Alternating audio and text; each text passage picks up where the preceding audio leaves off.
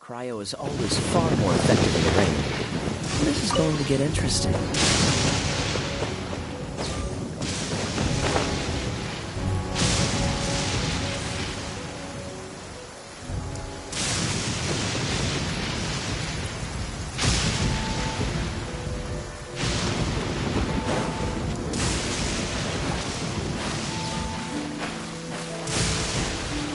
Freeze!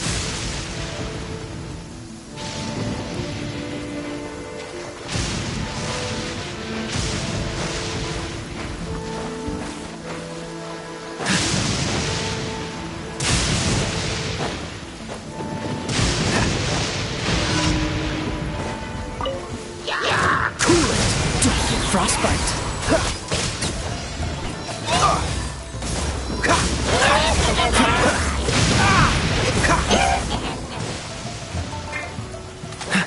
Dodge this! Here you are. It's just a natural phenomenon, so there's nothing to be afraid of. Unless you're beneath a tree. Freeze! Oh, so sorry.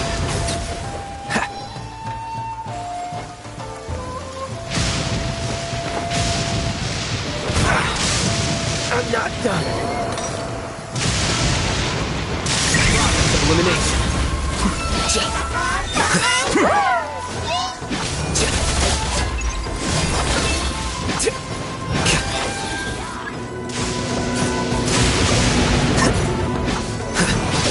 Let the mighty be humble! You're mine! Brace yourself! This is gonna hurt!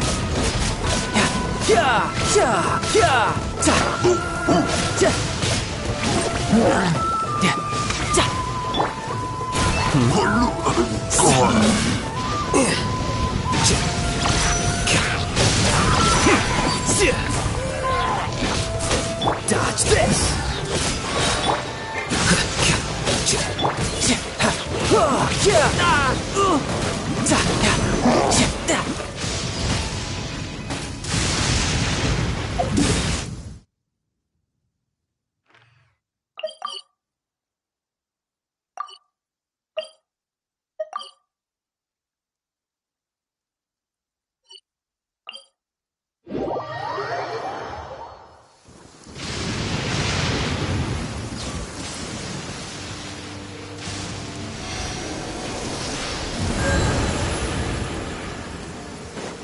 I could get used to this.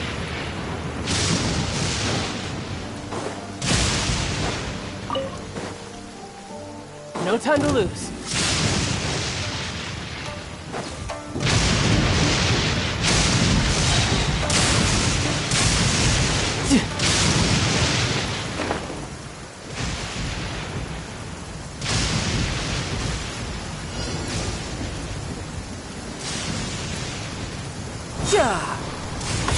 Cool it! Frostbite! Freeze! Scatter! Let's move! Sitch!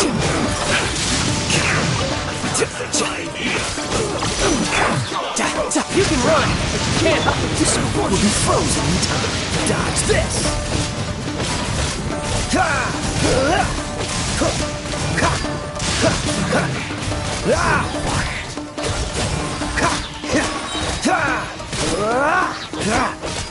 Don't get frostbite. Get careless. Cool it.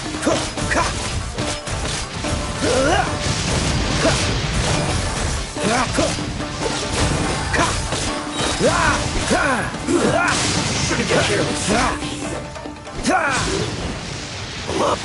What's the hurry?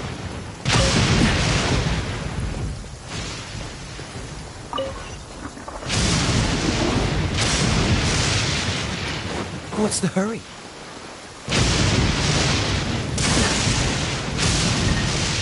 What's the hurry?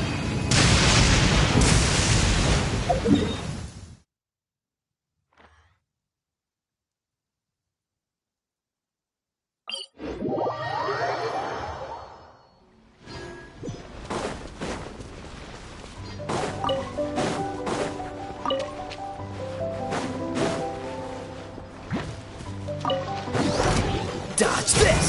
This moment will be frozen in time. Freeze!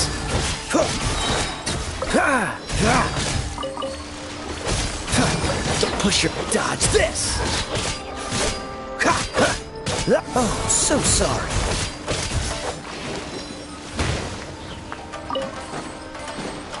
Cool it!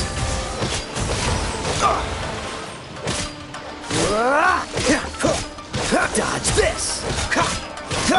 Flicker. Six!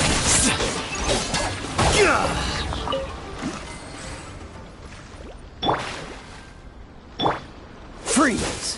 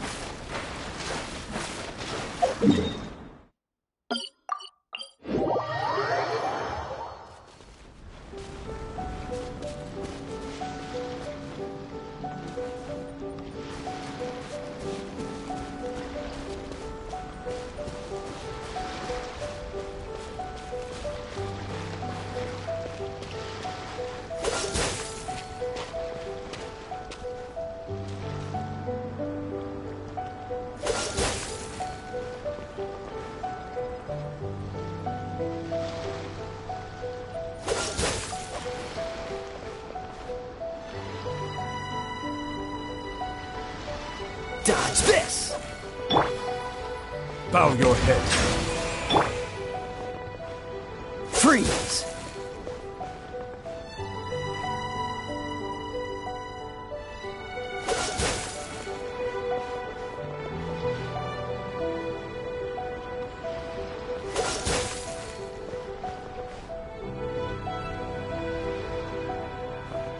Dodge this!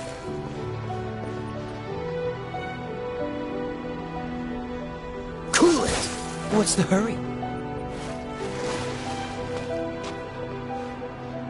Freeze!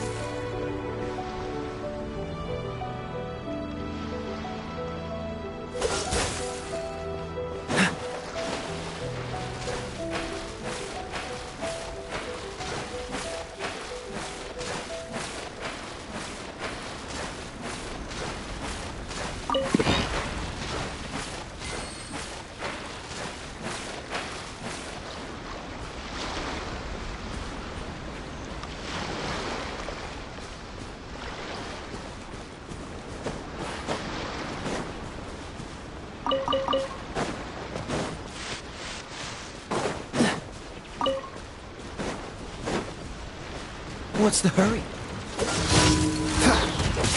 Deflect! Here you are.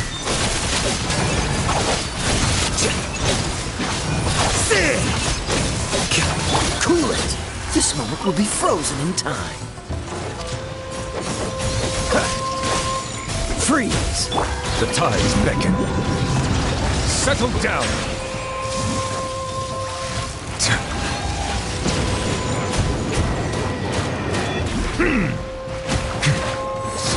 Cool it!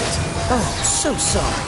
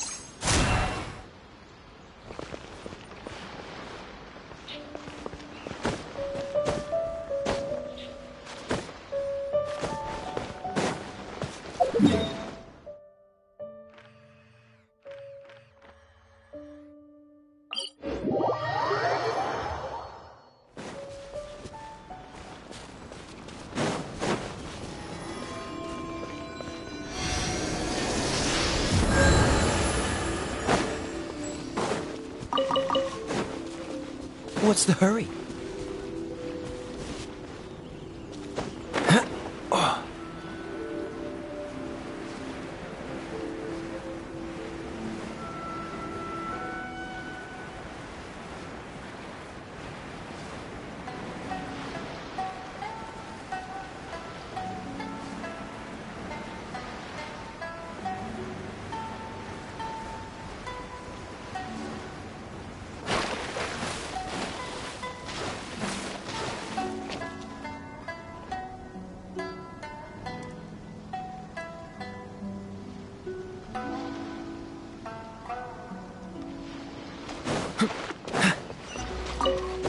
What's the hurry?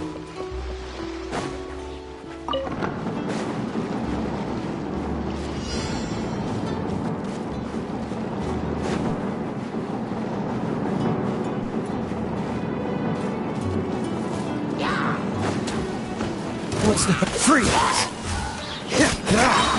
This moment will be frozen in time. Dodge this!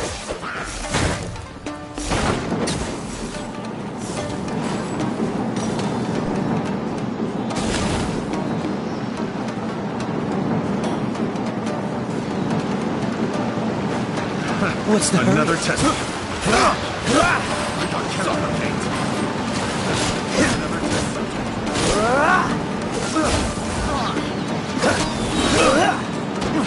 Don't get frostbite.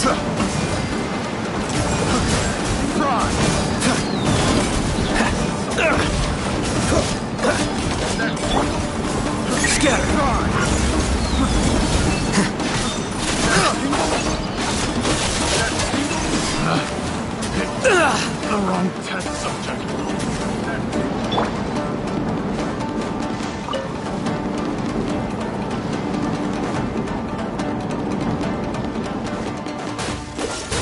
This moment will be frozen in time. I got careless.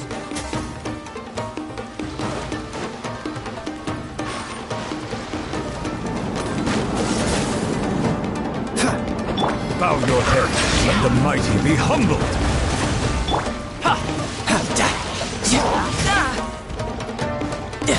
Shouldn't let your guard down. Cool it. Oh, so sorry.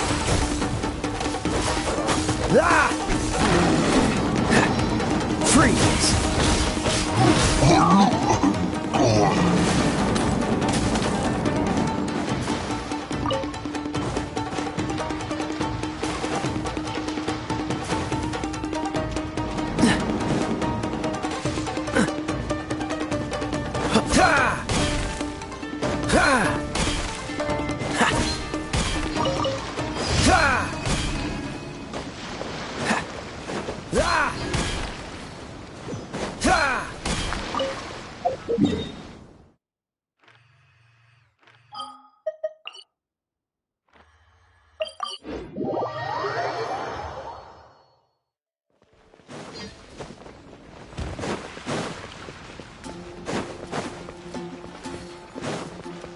Ad Astra.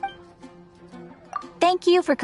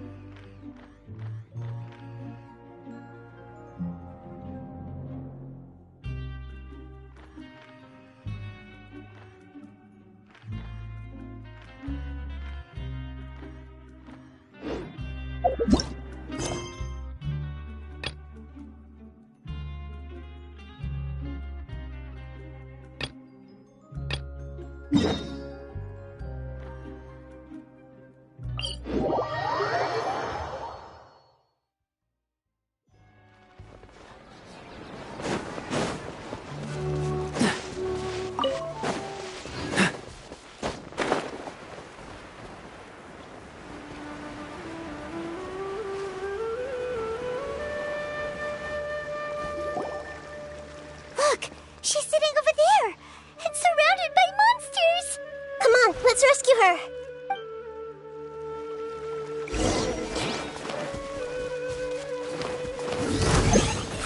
Grow! Yeah! Cool it! The brat!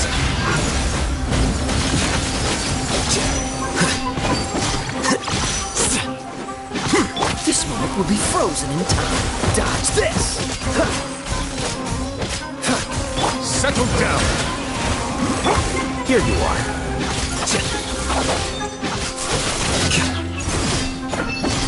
Committed to memory!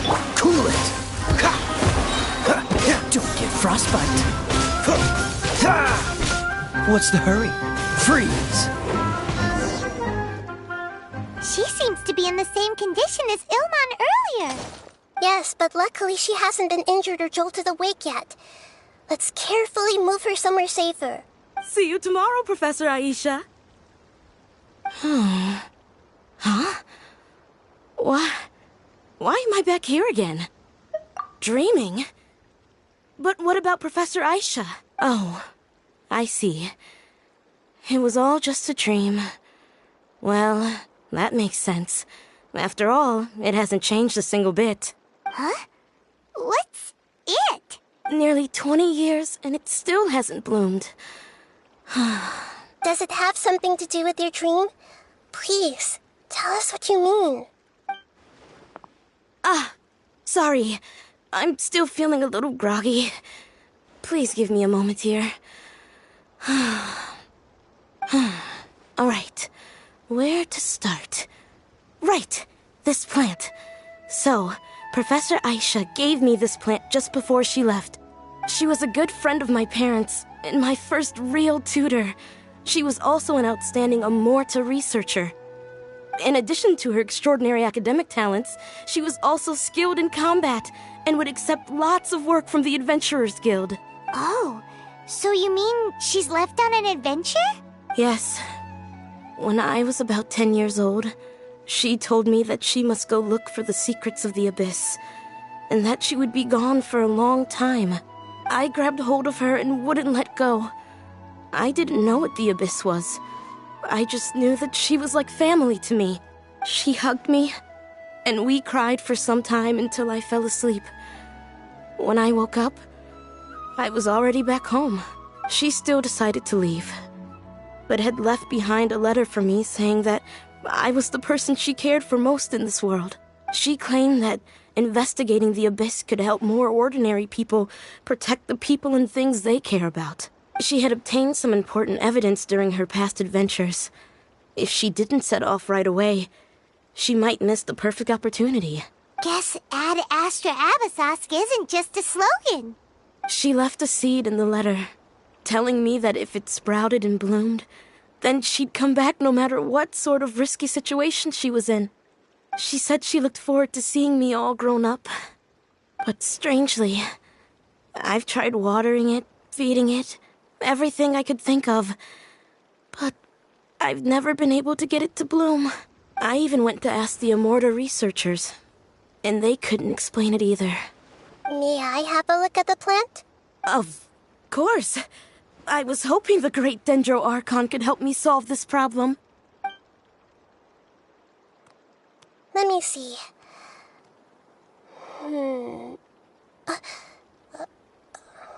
Oh. Huh? We've never seen that look on Nahida's face before.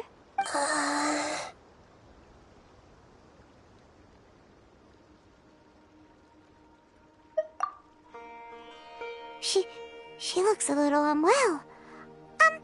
Hold on, we'll be right back.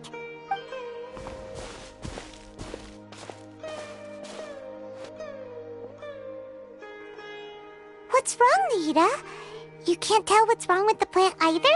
No, I immediately understood what's happening with that plant.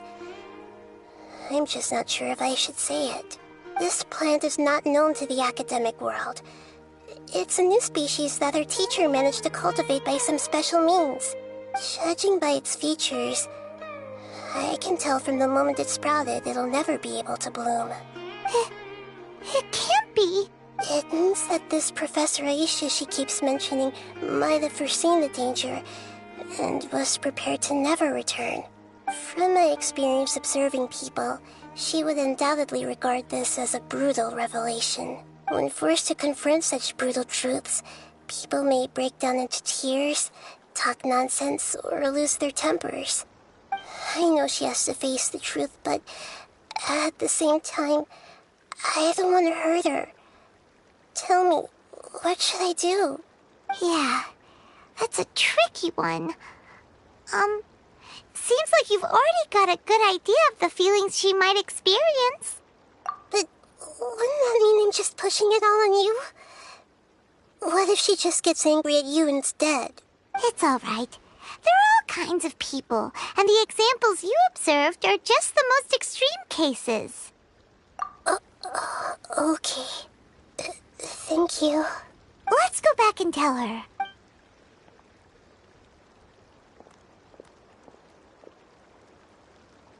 Huh? It'll never bloom? But how's that possible?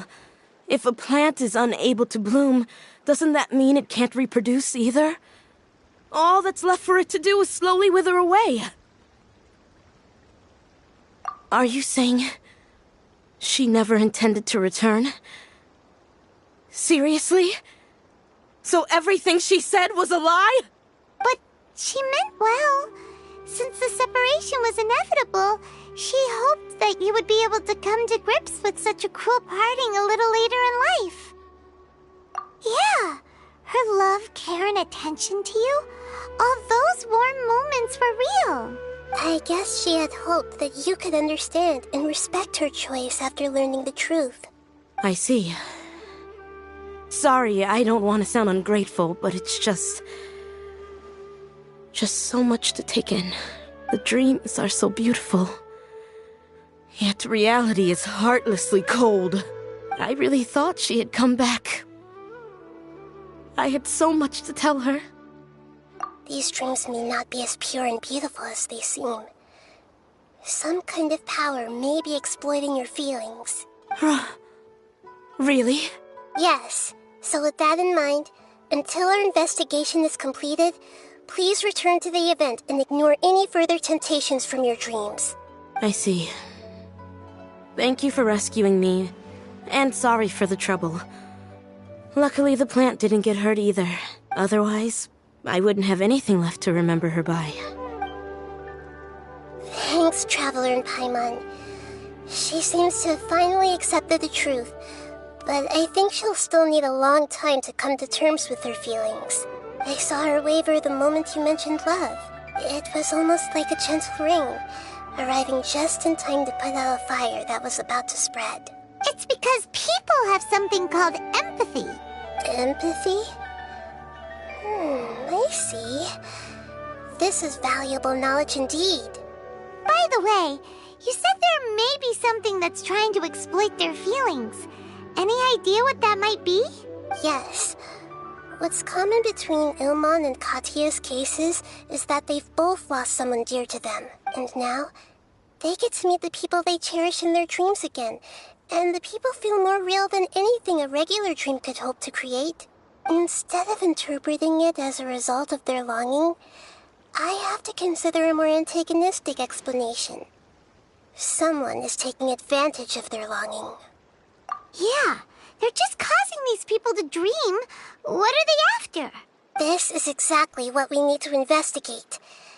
Anyway, let's pay another visit to a moment of dreams. I have a bad feeling about all this. I hope things haven't gotten any worse.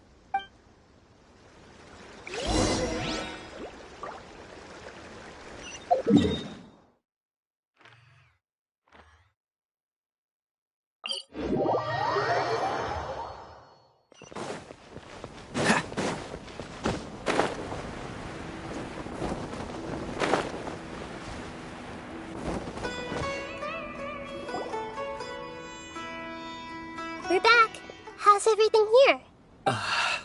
I am so sorry, Great Dendro Archon.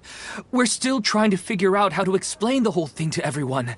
Because of your warning, we've brought dreamers here even if they were completely unaware of the danger.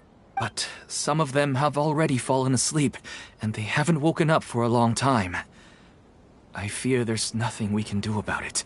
A moment of dreams is just a small interest group. We don't have enough staff members to handle this. Just as I expected. It seems my guess was correct. It's the Dendro Archon. She's back. What happened? Why have we been gathered here? Many of you here have been experiencing some beautiful dreams.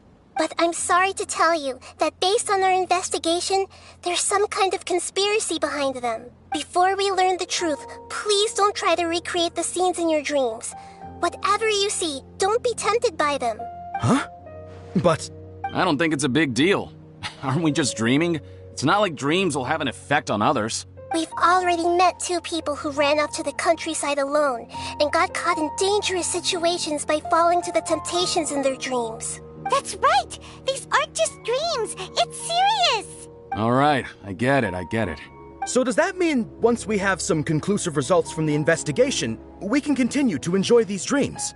Yeah, I still want to visit my sister in my dreams.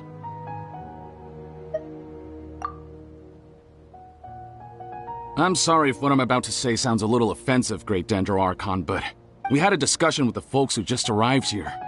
In all of our dreams, we were able to reunite with people who were very close to us. They all seemed as if they were alive again, which makes us reluctant to wake up. Yes, that's also what we've observed in our investigation.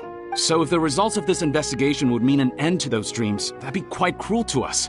All of us understand the danger, but perhaps you can't quite understand just how much those people mean to us. I don't think everyone will be on board with the plan to abandon these dreams for good.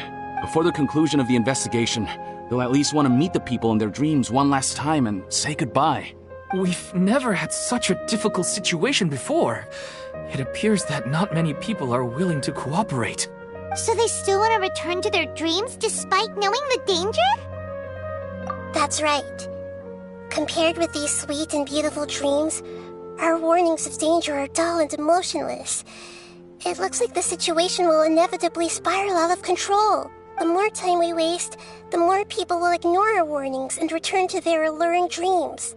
So, what should we do? Seems we have to go into a dream and find out the truth for ourselves. Pedrush, is there anyone here who's experiencing a marvelous dream right now? Let me think. Yes, this way. Good. Please take us there.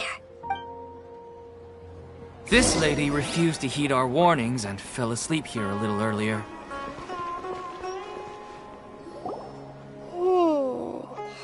She's only asleep and hasn't started sleepwalking.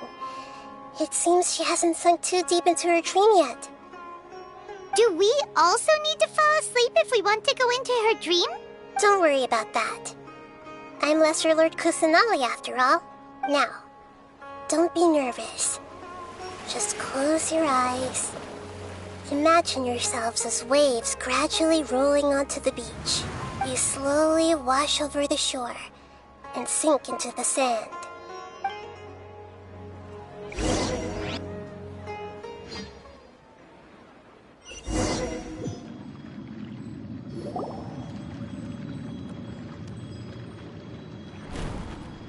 What's wrong, Traveler?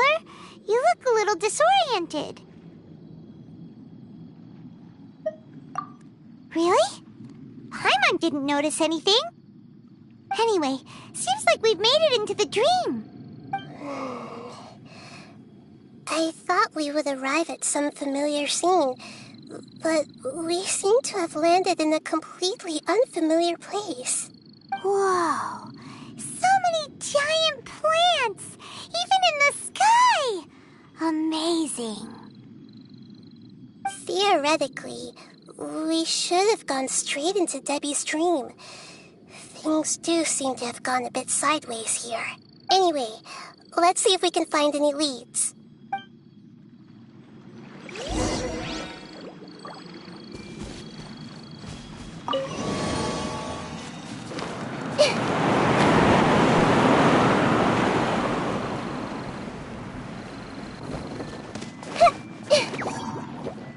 This might hurt a little. Dodge this!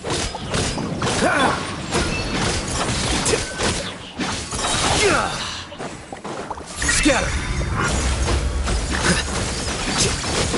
The tides beckon. Freeze!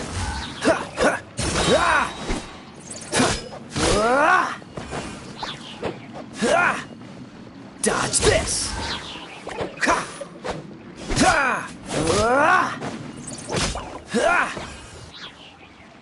Cool it! This moment will be frozen in time. Dodge this! Brace yourself! This is gonna hurt!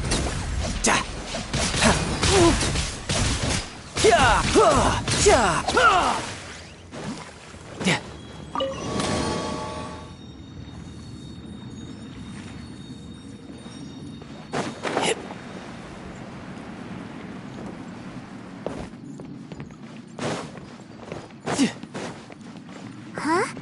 A door? Wonder where it could lead. Oh, it's not like we have any other way to go now. Let's go in and have a look.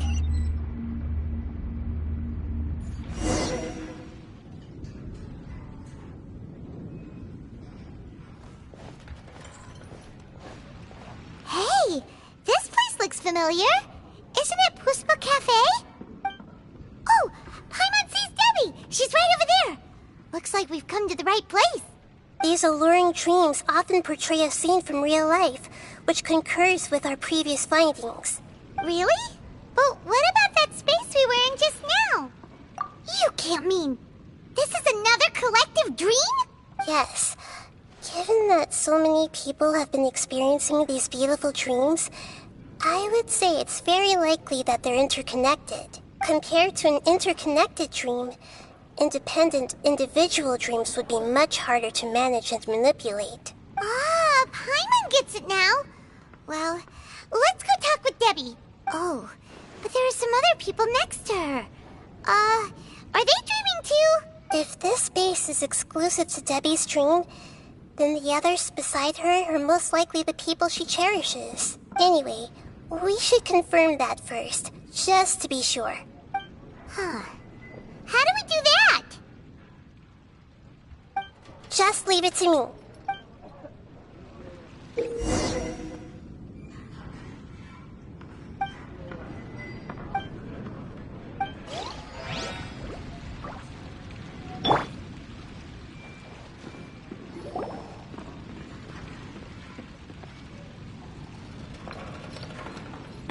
The coffee here still tastes the same as ever. You two have traveled all around Tibet. Surely you've all tasted better coffee than this. I suppose so, but no matter how good things may be elsewhere, nothing beats the taste of home. That's right. It's hard to change your tastes. Anyway, here's to your return home. Welcome back, everyone.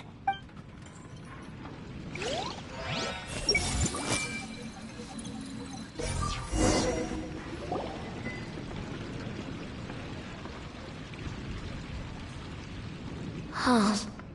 How could they be? Well, I guess it doesn't matter. Huh? She sounds a little hesitant. I've confirmed that this dream belongs only to Debbie, because I'm unable to hear the thoughts of the other two people with her. So, this is the power of the Dendro Archon? Paimon had better watch her thoughts from now on. Don't worry. I don't often use my powers like this.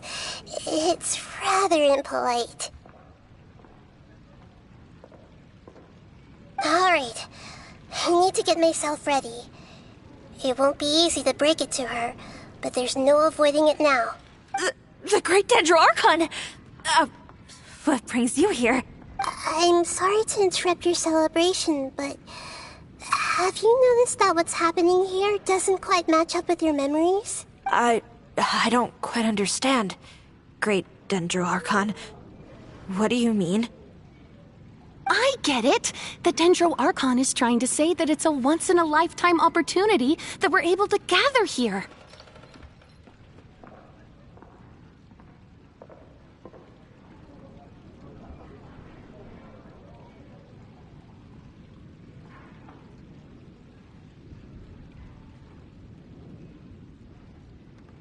Hey, how about a cup of coffee for all of you? My treat.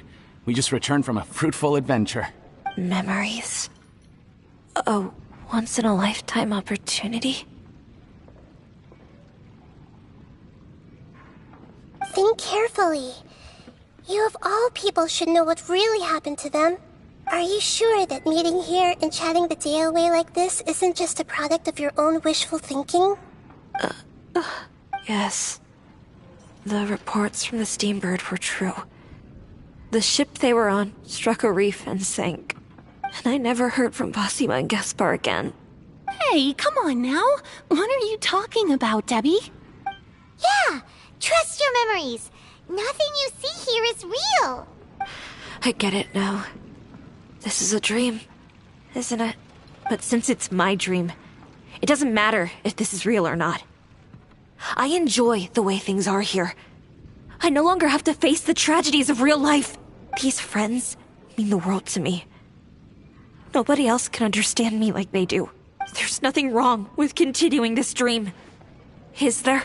I'm worried that if you were to continue dreaming like this, the lines between dreams and reality will gradually become too blurred for you. These dreams will always give you what you want, while reality remains full of pain and difficult situations. If you're not careful, you can get hurt. Don't worry. I still have control. I won't let it go that far. Are you sure? Hey, how about we put all this troublesome stuff aside and get back to our coffee and snacks,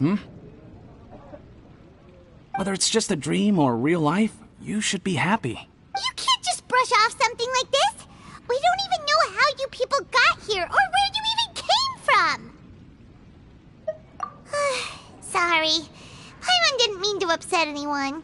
No, it's alright. I understand that you're just trying to look out for me. It seems that for now, this place is still relatively harmless for you. But I wonder if there's any way to go deeper into the dream. Huh. Now that you mention it, I once heard a strange voice tell me that there's an entrance here. I'm not interested in checking it out at the moment, but maybe I'll go in and have a look later. Okay. Thanks for your help. Just as I expected, we're only on the surface of this dream. Let's go.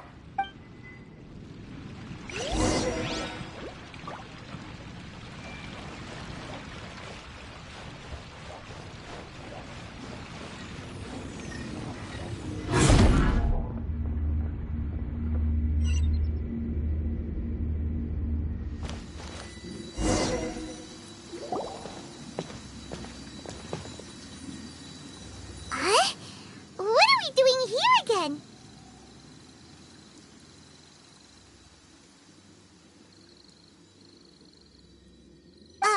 Wait a second.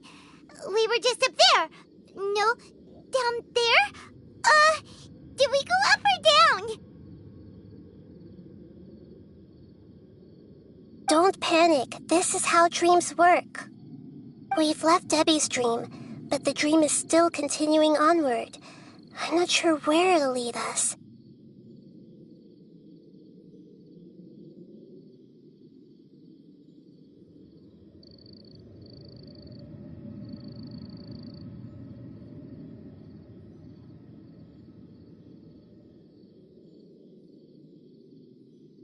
This dream has the ability to create imaginary people, which is why people are so unwilling to wake up. If it weren't for what we just saw, Paimon might still find that a bit hard to believe. I have a guess. If these dreams are connected, then there should be some sort of order to them. The fact that Debbie was able to realize that she was dreaming means that she is not very deep in the dream yet. But the space we're in has been turned upside down. Do you remember the characteristics of dreams that I mentioned earlier? Oh, right! Dreams are chaotic. That's right. It's possible that we're heading deeper into this dream now, and the deeper we go, the closer we'll get to the essence of the dream. Right! So the answers might be waiting for us deeper in the dream! Yes, and we should get ready for whatever we may encounter.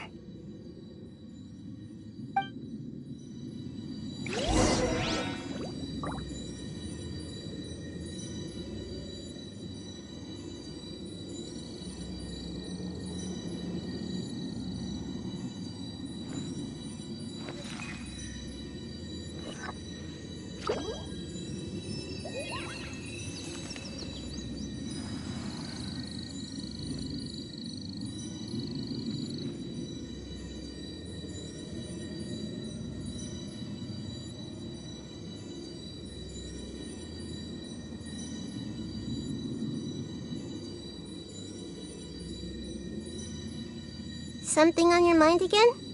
Let's work through it together. 2 heads are better than 1.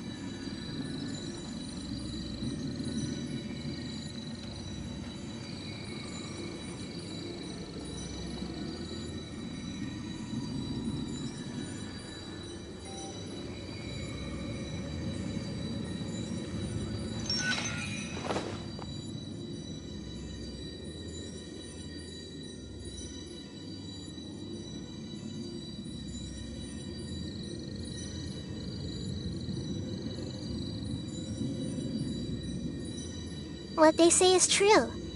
You have to see the world for yourself to appreciate how beautiful it is.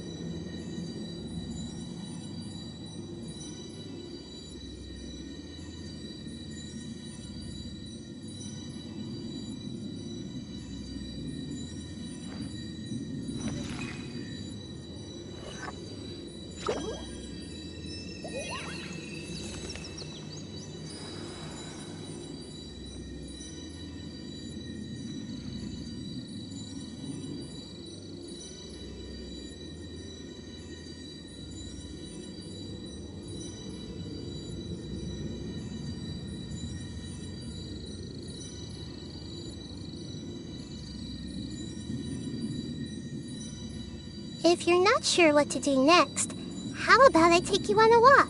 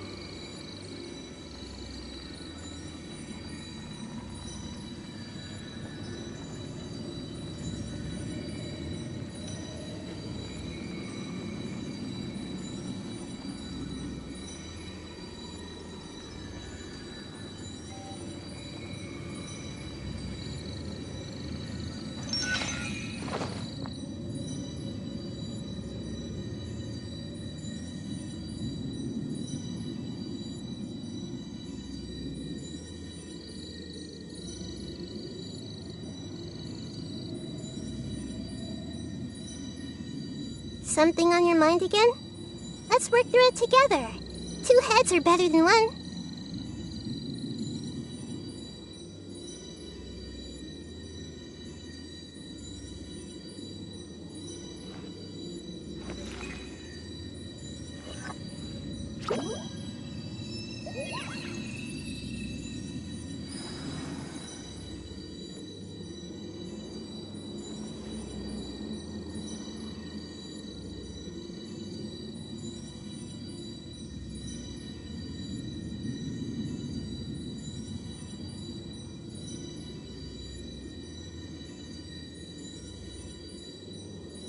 What they say is true.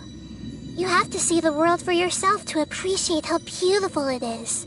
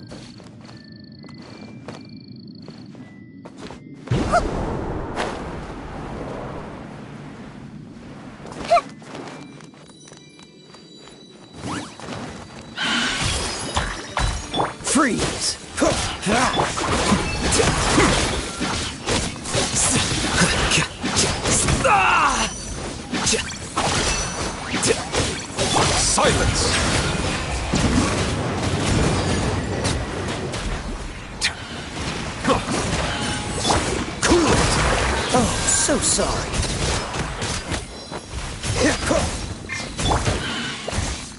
The Temple of Wisdom! Grow, grow, grow! A process of elimination. Here you are.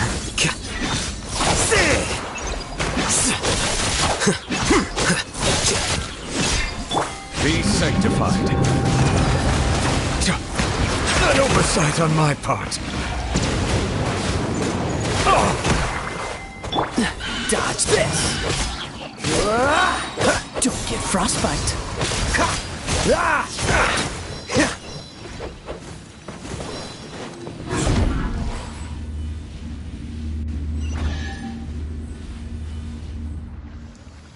Whoa! When it rains, it seems to disappear slowly. Yes, and it appears again as soon as the rain stops. It's less like a flower, and more like a dangerous slime that's trying to keep out of sight. Here we go again with Nahita's analogy.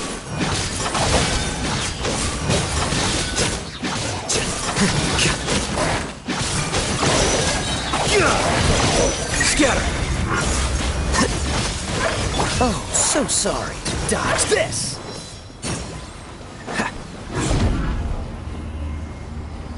Huh? Are we back up here again? Wait. Paimon's confused. Are we up here or down there? Good thing we didn't fall. Yes, we did.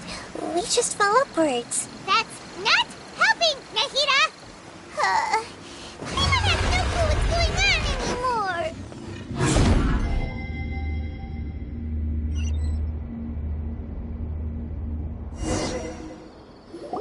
Wait, weren't we already here a little earlier? This is probably Ilmon's dream. Huh? Why would he start dreaming again? Yes, but it seems that the danger isn't enough to stop him from longing for his wife. Based on what we've learned so far, he must be sleeping more deeply for his dreams to appear here. But fortunately, he already knows us from before, so hopefully we'll be able to wake him up.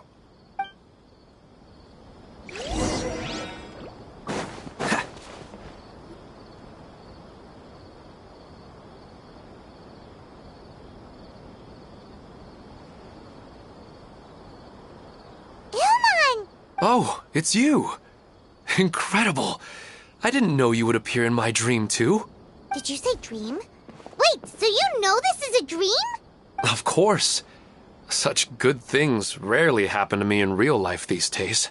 Here, let me introduce everyone. This is Minar, my wife who I mentioned before. And this is our daughter, Hydar. Hello. It's a great honor to meet the Dendro Archon. Whoa, Dad! You know the Dendro Archon? That's amazing! And what's this? Is it a new toy? No, it's Paimon, not a toy! Anyway, now's not the time for that! Nahita, this doesn't seem to add up with what we were expecting. You're right. Let me think for a bit here. Oh, right! We didn't see him in a moment of dreams earlier. Paimon thought he'd gone home. Sorry. I just had to make sure that Hydar could get a chance to see her mother. I had gotten pretty familiar with the hike, so I brought Hydar with me. I'm just glad we didn't meet any monsters along the way. Yes, I'm glad too. I didn't expect her to grow up so fast. It must have been very hard for him. I regret not being able to fulfill my role as a wife and a mother. No, don't talk like that. Let's leave all that unhappy stuff behind for now. Even if we're in a dream, it's still a blessing that we've been able to reunite in this way. What should we do now? Should we tell him the truth? You can let me break the news. I should be the one to do it. I'm sorry, but I should tell you that your dream did not create us. We are real people with our own consciousness. Like the last time we met, we are still investigating this dream, and we've already learned some things about it. So you mean there's something nefarious with this dream as well? Ilmon, what's going on? It seems the reunion of our family is destined to only be temporary. Huh? Is Mom leaving? Maybe. But in all likelihood, that is indeed how things will end. Oh, no, Mom, you can't leave! I'm afraid I don't quite understand what's going on. Don't worry, Haidar. Mom's not going anywhere. Please, don't cry. Minar doesn't understand any of this. I'm fully aware that this is a dream, so that's why I've never told her the truth, but never mind. It's not like I would know what to say. I mean, I don't get any of the complicated stuff. But regardless of whether this dream is good or bad, you're here to resolve it, right? Yes. Then please, let us enjoy this moment for just a while longer. Regardless of whatever caused this dream to come to pass, I feel extremely grateful to have had the chance to reunite with my family. But does this dream really have to disappear? I'm afraid so. Sorry. Okay. I see. Please, come this way. You can go even deeper into the dream by heading in this direction. I have heard that the further down you go, the more pleasant the dreams become. And the more you want to stay. The answer you're looking for may also be found there. Go ahead. Thank you for helping us, and I'm truly sorry.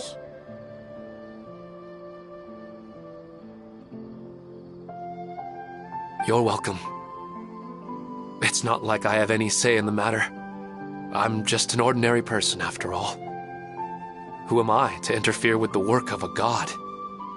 I'll be right behind you. I should at least let Minar and Haidar know what's going on here. Otherwise, my daughter might be mad at her mother after we wake up. We're not doing something bad, are we, Nahida? That depends on how you define good and bad.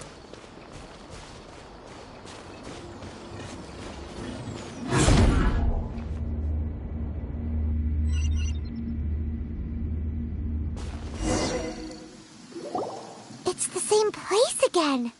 This place is almost like a flight of stairs that connects all the dreams together.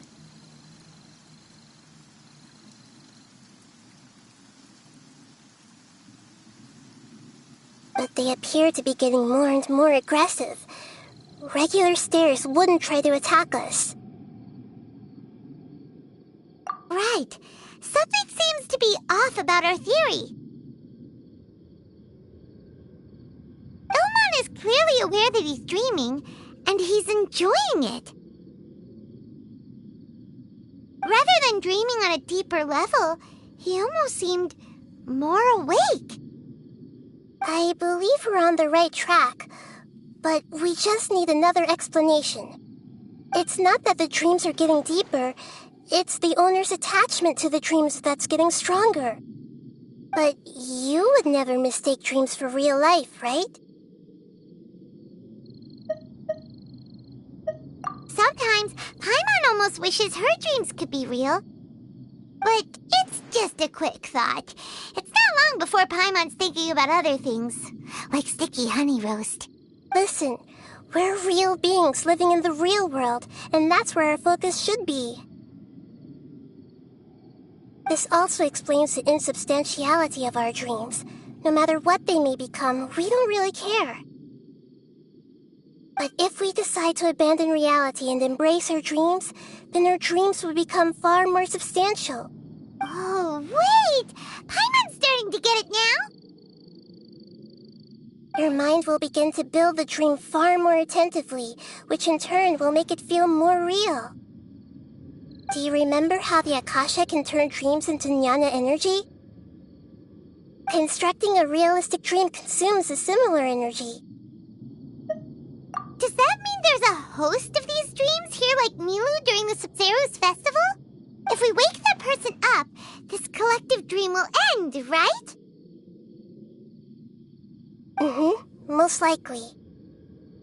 But the collective dream in Sumeru City was created by the Akasha, and now the Akasha has been turned off.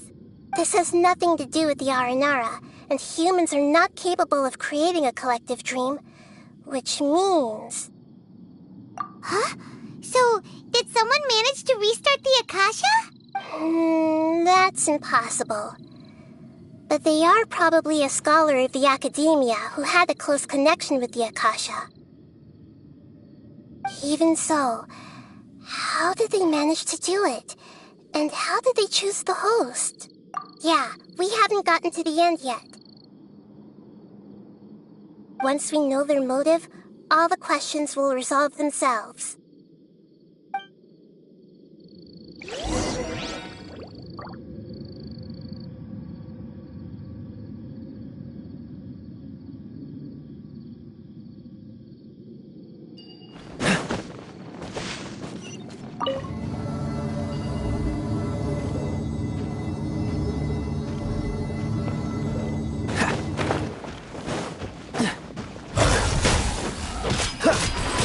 Here you are.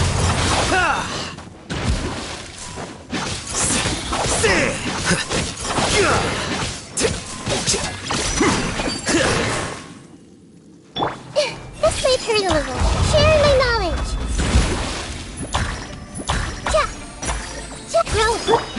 Flicker.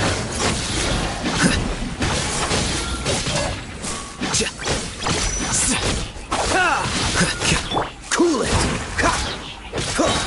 Don't get frostbite.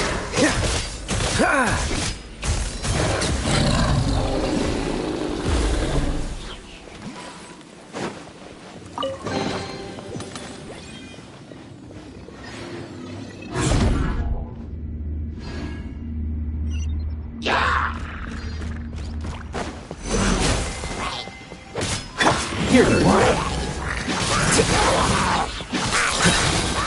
Defract. The tides beckon. Bow your head. This moment will be frozen in time.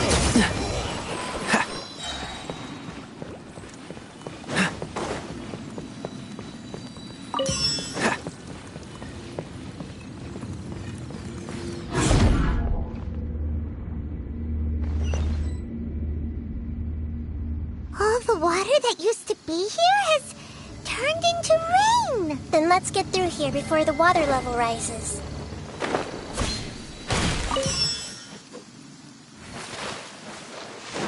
What's the hurry?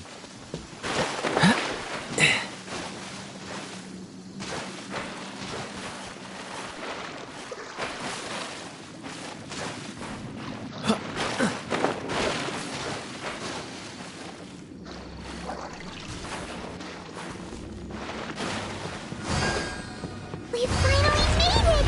The destination is right ahead!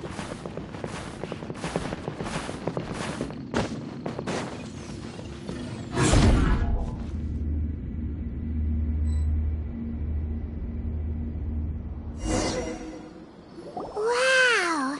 A new place!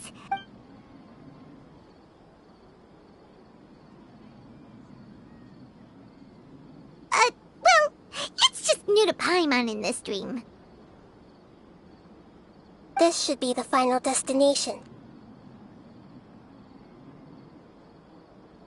Huh? Really? Yeah, these are just ordinary city streets. I have powers related to dreams, so it's usually easy for me to tell who's dreaming and who's created by dreams. I guess only those who have thoroughly accepted this dream will be able to come here.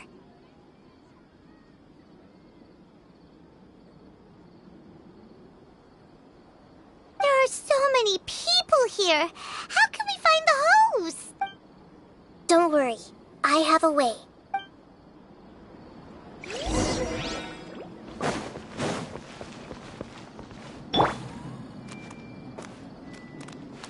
Everyone hold hands! Lisa's always so calm. I wish I were the same. He's just in an ordinary dream, so it shouldn't be him. Shadia has such good taste. I can never go wrong with her opinion. No, it doesn't seem to be her.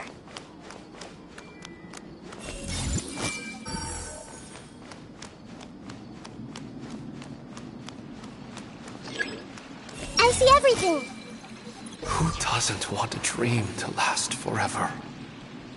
He's just entered the dream recently. It's definitely not him. However...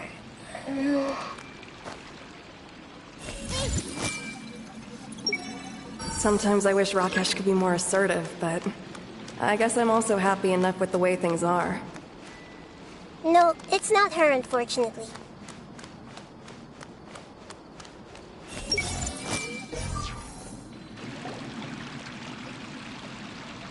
You know, I've heard that plants grow better if you play music for them. And on that note, it's been a while since I last heard you play. Sorry, I've been a little busy these last couple days.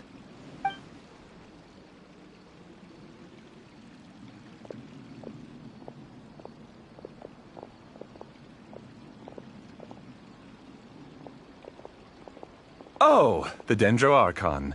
What a pleasant surprise. Oh, welcome, Great Dendro Archon. And your companions, too. Welcome.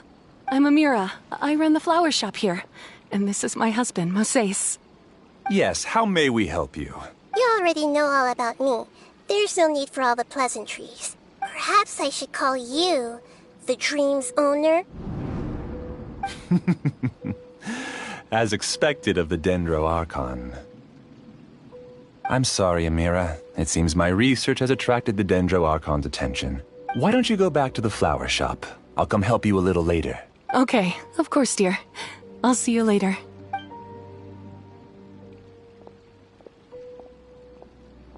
It appears that I was too naive to think I could deceive the Dendro Archon in person like this. To avoid looking like too much of a fool, allow me to ask the first question. How well would you say you understand this dream? This dream was built by the Akasha, and it has the power to create imaginary people who no longer exist in the real world. As for you, you found a unique way to become the owner of this dream, going so far as to have even given up the ability to wake up again.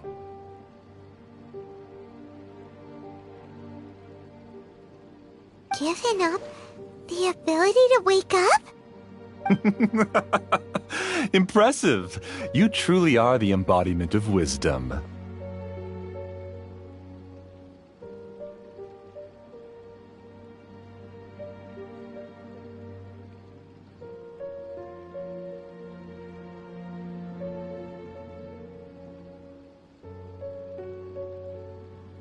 Please, tell me how you were able to arrive at such a conclusion.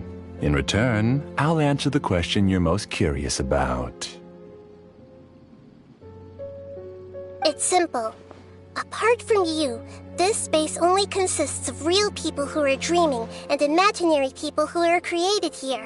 Although you are here and appear no different from the others, I can't sense your dream. How can I wake up a person who's already awake? Fascinating. Since you're the fully awake owner of this dream, it can never collapse from you waking up.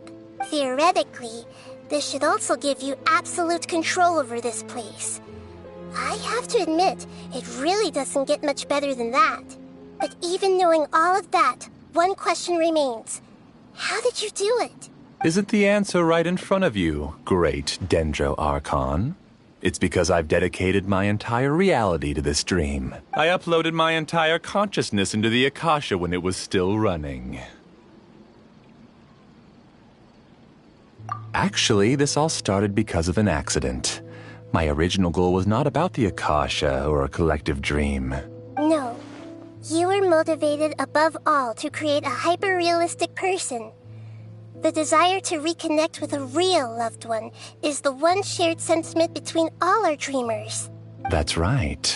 However, human models are too complicated. Only the Akasha has a jnana energy supply powerful enough for me to generate and sustain my models. The Akasha is truly magnificent.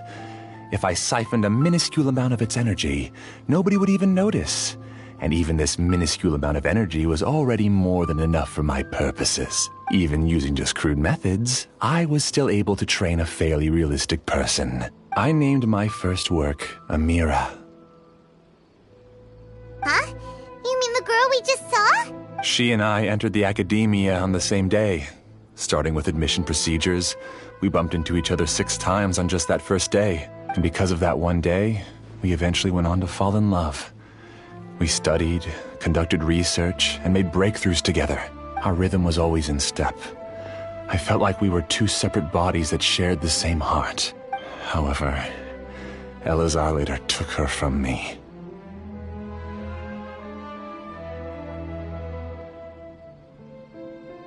Yes, I need more training samples to perfect Amira's personality. I found their details in the Akasha's database. Using the pretext of testing for mental health disorders, I implanted signaling devices in their bodies.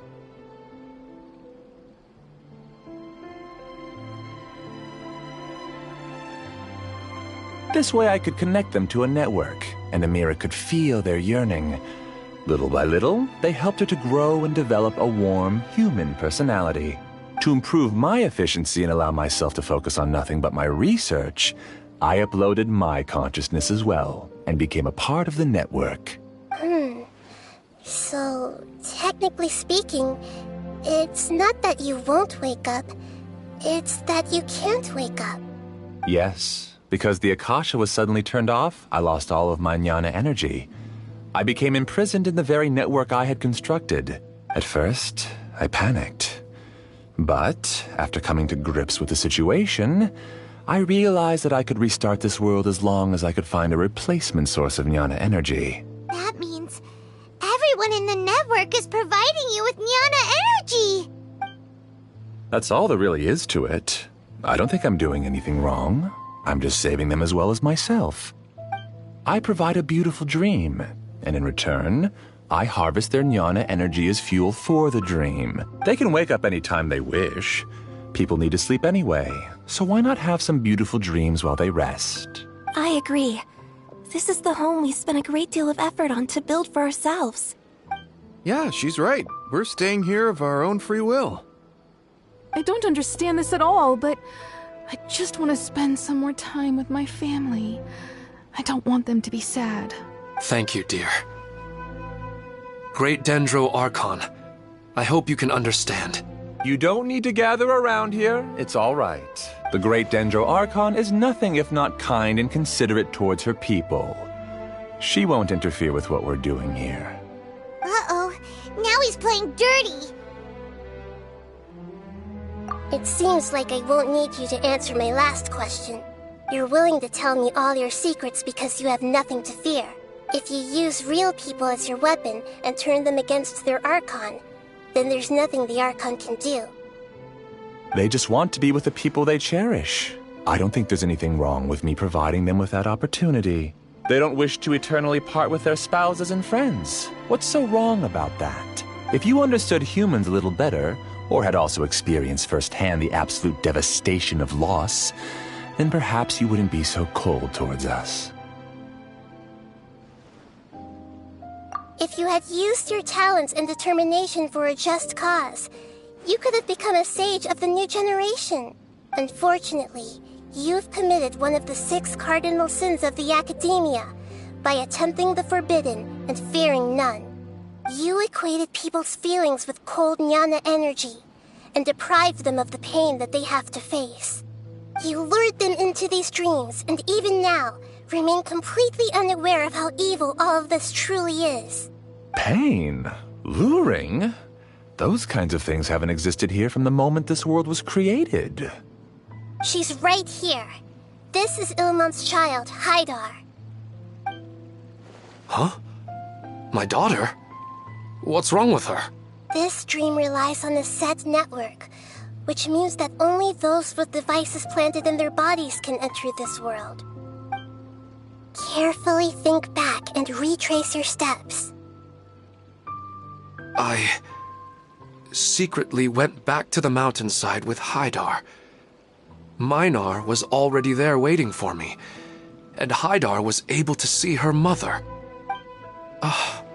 You mean she isn't actually the real Haidar?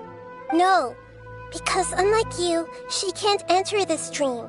The moment you came into this dream, it created a Haidar to realize your wish of reuniting with your family. So, tell me, where's the real Haidar? She's still out there on the mountainside. That's right. And she must have been terrified to see her father not in his right mind. Not to mention the monsters in that area. The situation is very dangerous. If Haidar's still out there, then... What are you talking about, Dad? I don't understand. I must wake up right now. I can't leave her there alone. Oh. It seems the others have also remembered something. People try to avoid pain and stay in their perceived bubbles of safety out of an instinct to protect themselves. This is human nature, but it is also one of their weaknesses. However, why are there still so many people striving to move forward, even when they know the path ahead is dangerous and painful? It's because people don't only live for themselves. They have families, loved ones, friends, and communities. They have dreams that they are still trying to achieve. But in this dream, you showed them only the most comfortable and soothing things.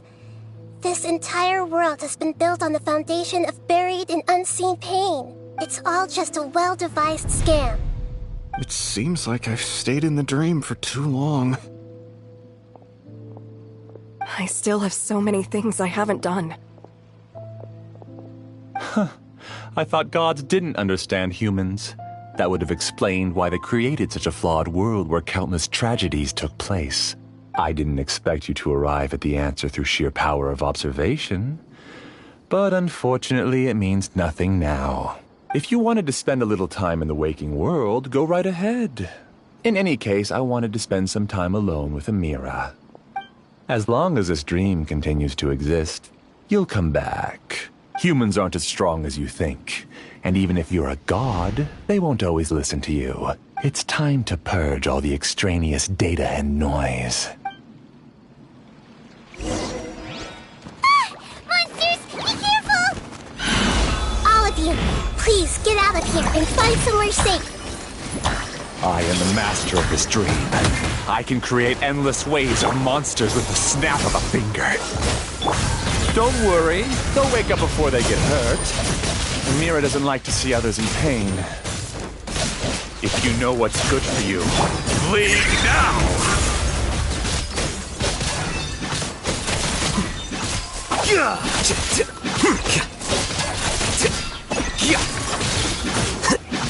Cool it!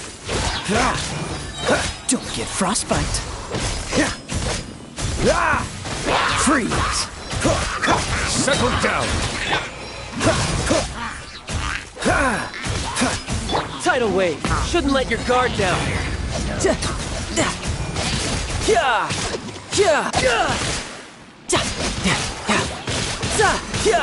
Oh, so sorry. Cool it! Scatter! Flicker. Be sanctified.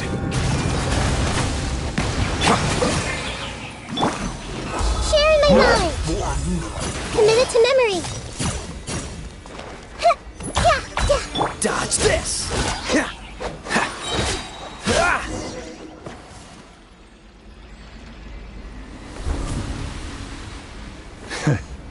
You haven't won just yet. This dream is mine! If I go into hiding here, not even an Archon can ever find me. And as long as people yearn for happiness, they will return here and rebuild this paradise! Hey, stop! What's that? This dream is spiraling out of control and is collapsing now.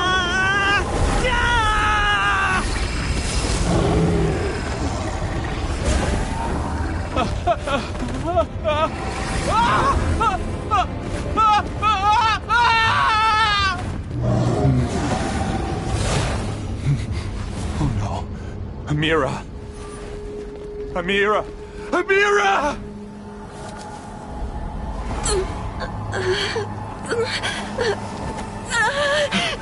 Amira, are you alright? I don't feel well. No, no, no! Please, no!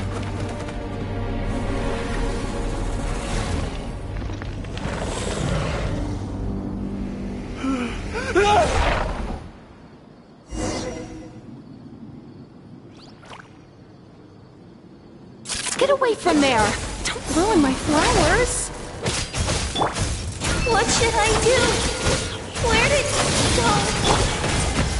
He left because he doesn't want you anymore.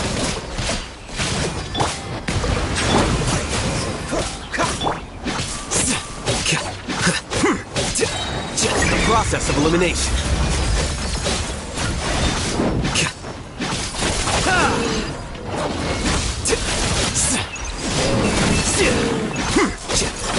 Dodge this! Just shut up! Just decide for yourself.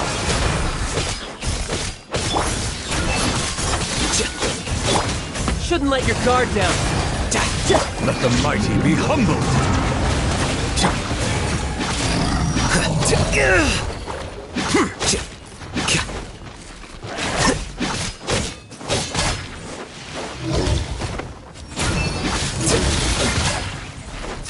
Stop bossing me around.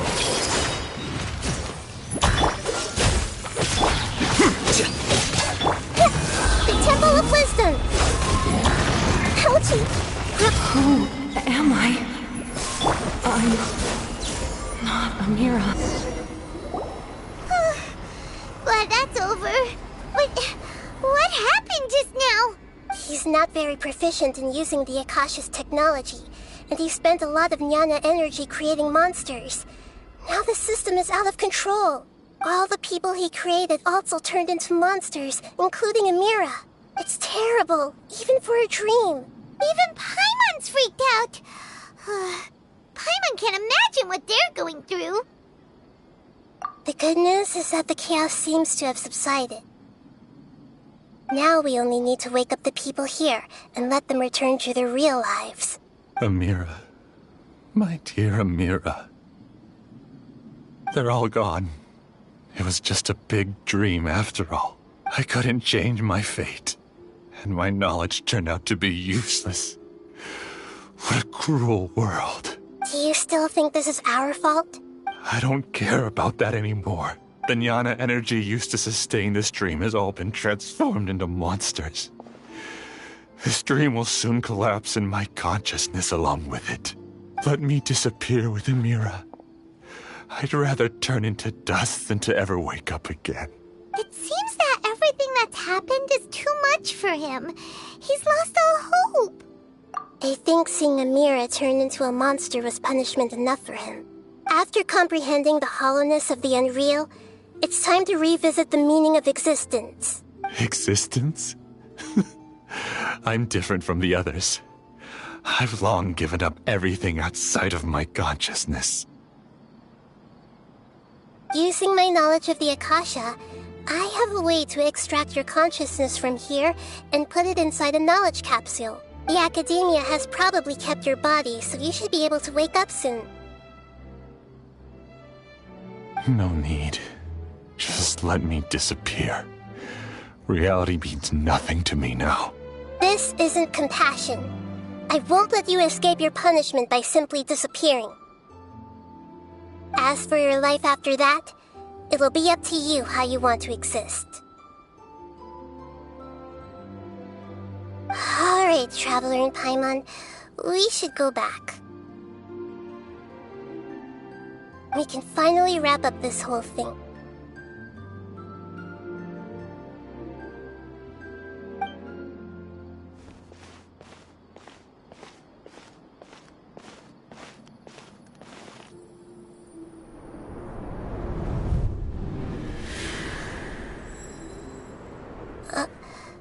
Uh-huh? What's wrong, Nahida? Oh, nothing. Let's tell the people here to gather at a moment of dreams after they wake up.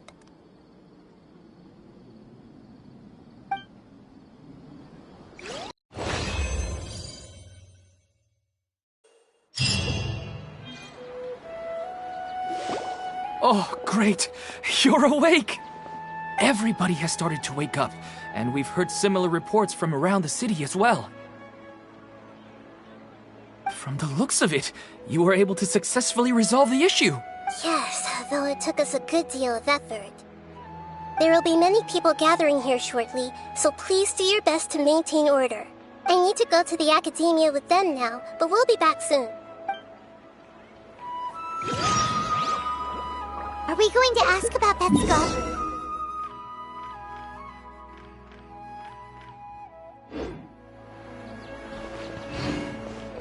Yes. We can leave the rest to the Matra.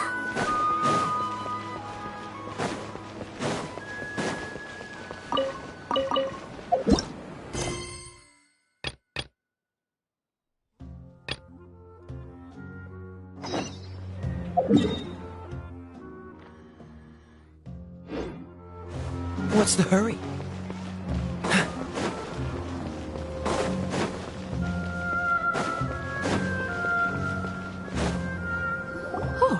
It's the great Dendro Archon. How can I help you?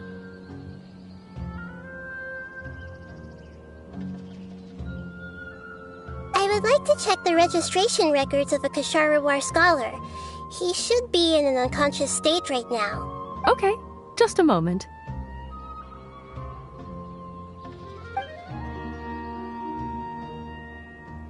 Sorry to keep you waiting, Dendro Archon. We have confirmed that there's a scholar named Beinuni who's been unconscious for a while. The cause was improper operation of the Akasha. He hasn't regained consciousness yet, and is still receiving treatment at Bimarstan.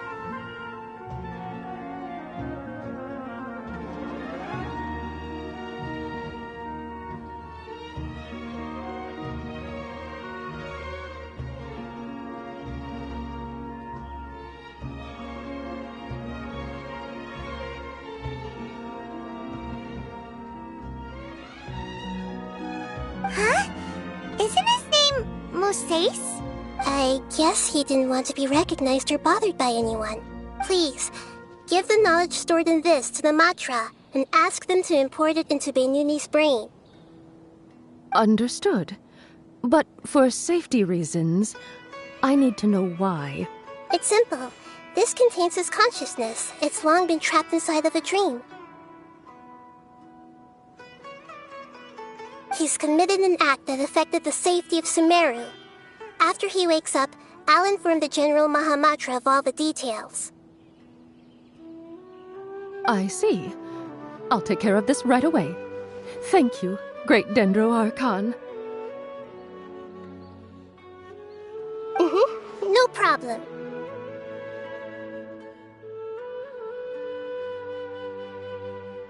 Alright. Everyone should have gathered at a moment of dreams by now. Let's head back.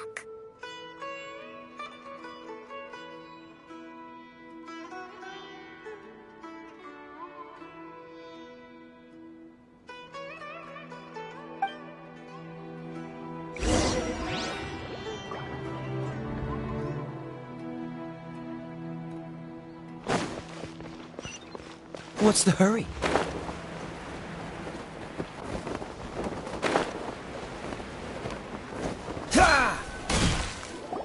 Let's be quiet and just listen in.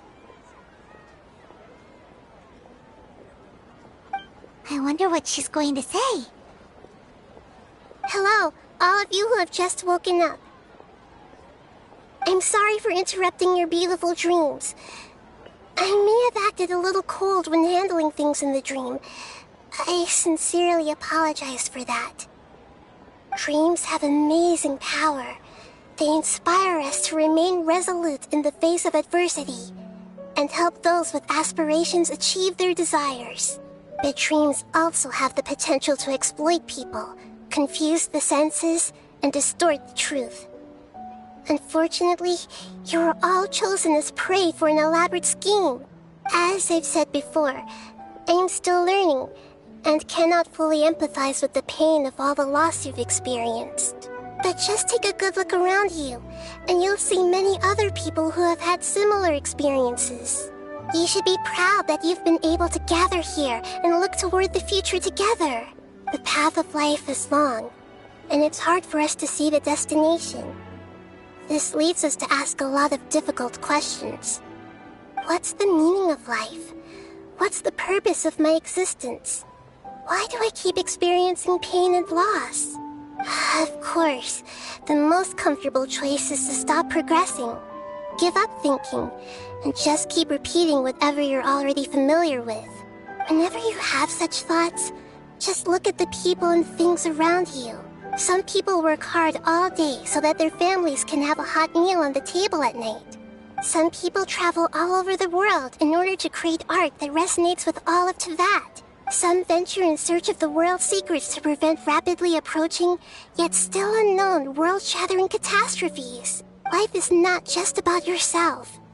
Each and every one of your actions shapes you and the world around you.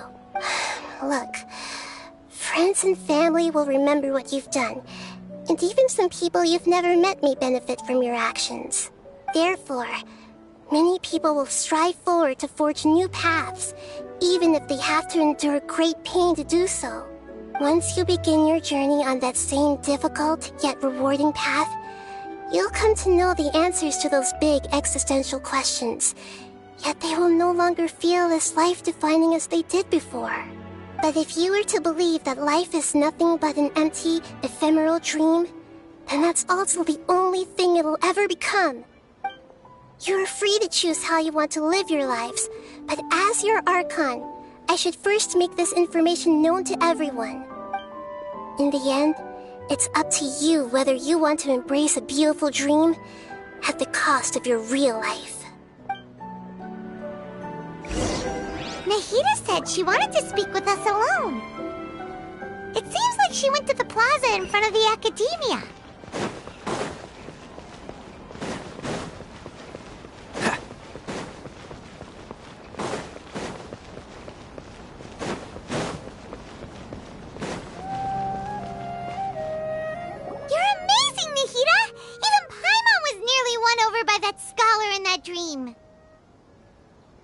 Well, he's very good at manipulating the weaknesses of human nature, but perhaps he himself had fallen prisoner to them long ago.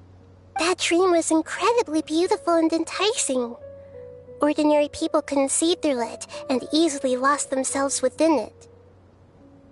But as long as you can still wake up, you can still move forward with your life. Huh?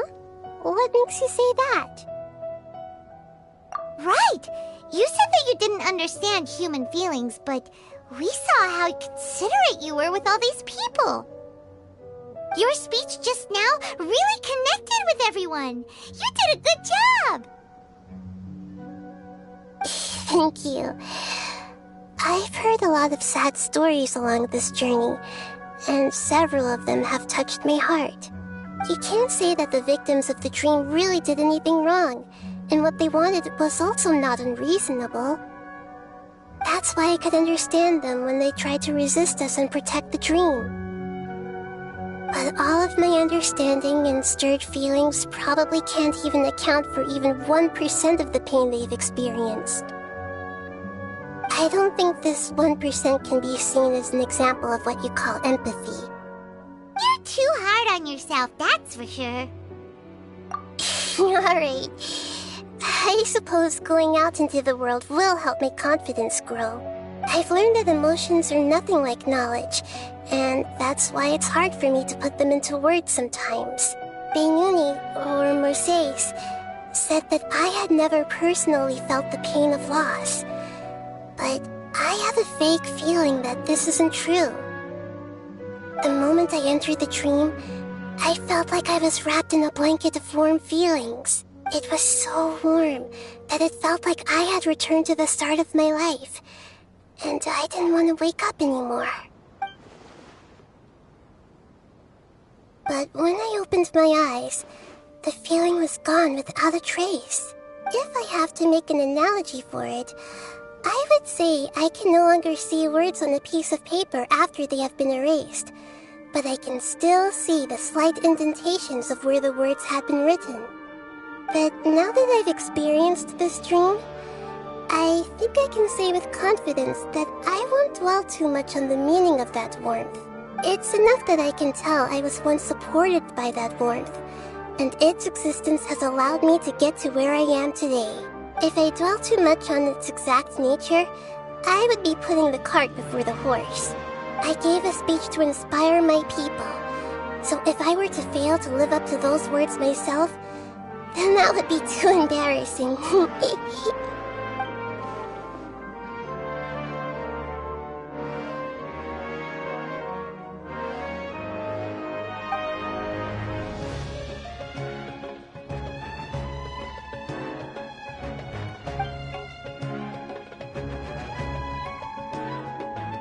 Hey, what's with that serious look?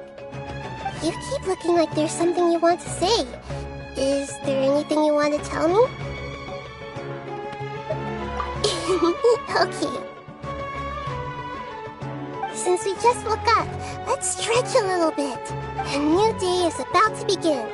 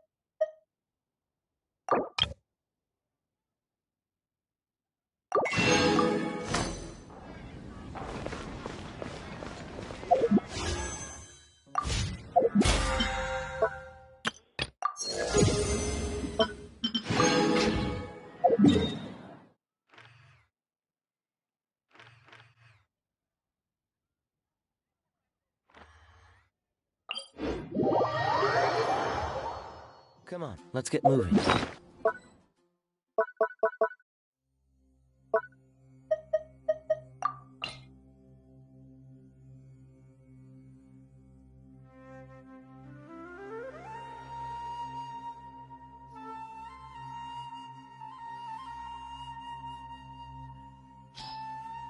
We're not frozen in place after all.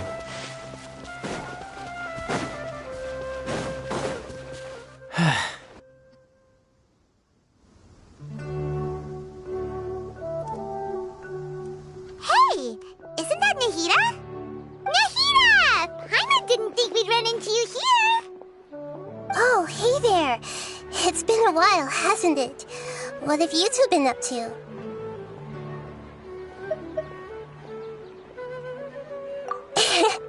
Seems like you've been enjoying yourselves. How about you? What are you up to now? I'm just looking out for some leads while getting some fresh air. I noticed that I have some blurry memories after saving Irminsul. I almost feel like there's still something extremely important I need to do. But I can't remember what it is. Why is that? Don't worry, we'll help you remember.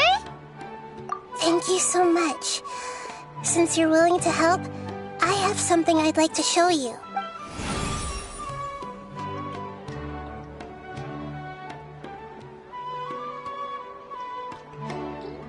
Oh, it's beautiful. It looks like it's filled with some kind of power. I found it in the sanctuary of Suristana, but I have no recollection of it whatsoever. It's filled with pure elemental power that is quite similar to mine, but yet it's also a little different. It's very likely that it's connected to my foggy memory, but I can't figure out what it is. Traveler, do you have any ideas? You know, Nahida, we just happen to be going on an adventure right now. If we find anything, we'll be sure to let you know right away. Thanks, you two. I didn't mean to trouble you again. Don't mention it. Besides, it seems you've got a lot on your mind, and we'd like to help.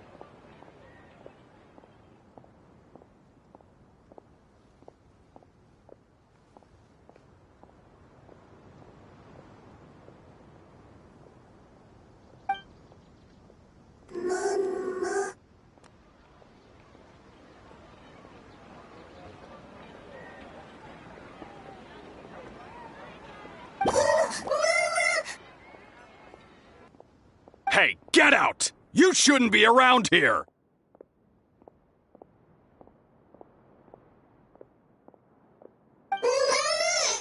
I'm sorry, Lesser Lord Kusanali.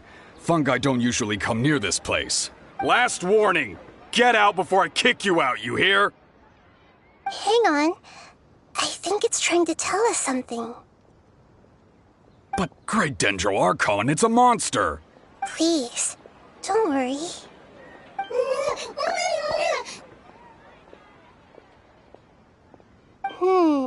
I think I understand. Seems that it wants us to follow it.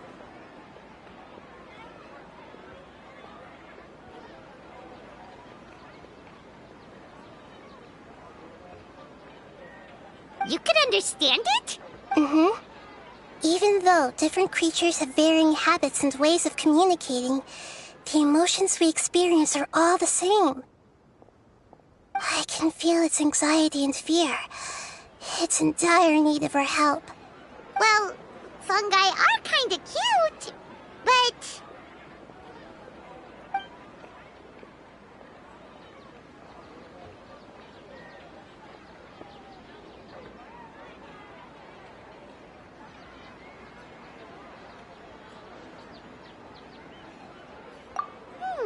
That's true. Okay, let's go take a look.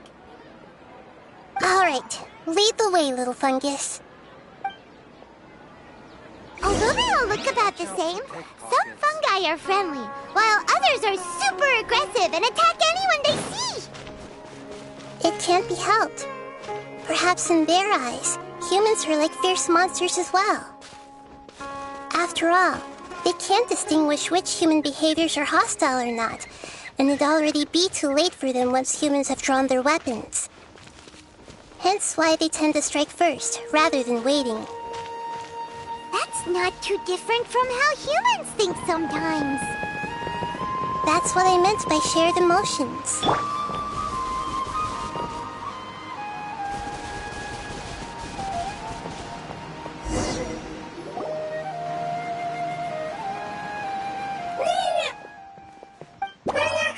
It appears it was in a hurry because of this unconscious fungus. Seems like they might be family. So maybe this fungus wanted to bring Nahida here to help its family member. Probably. Although fungi are simple creatures, they're very sensitive to elemental power. Maybe it noticed me on my way back and thought I'd be able to help. I'll take a look. I should be able to help if it's just a common illness. What is it, Nahida? Strange. Very strange. This fungus didn't develop from a spore. It's an elemental life form. Huh? An elemental life form? Yes. Although the fungi you normally see are capable of using elemental powers, they're merely borrowing elemental power from nature around them. As for this fungus, it has elemental power flowing through it. Definitely not anything like your typical fungus. Exactly. This is very interesting. I've never seen anything like it. So this is a first even for Nahida.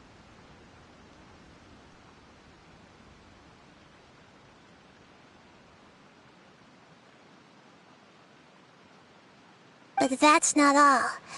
There's a large void within its elemental power. The void is stopping the elemental power from flowing normally, which must be why it fainted. So do you think it'll wake up if we can fill the void? Yes, and I just so happen to be good at this sort of thing. I'll see what I can do right away.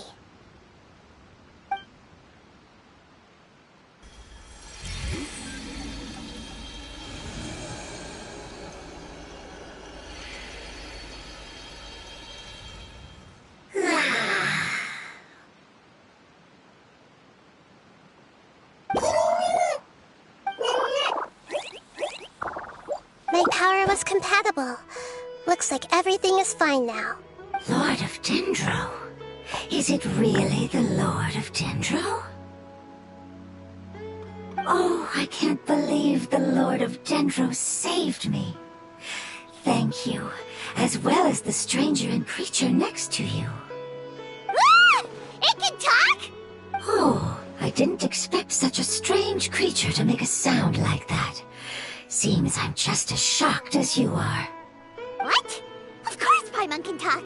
Paimon isn't a strange creature. Paimon's just... Paimon!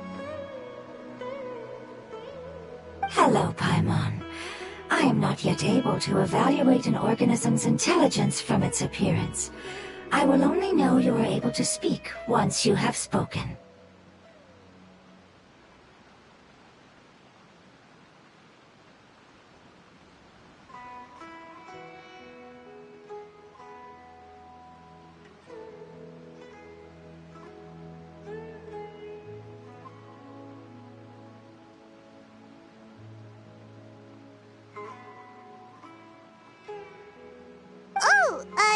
Well, no need to take it seriously.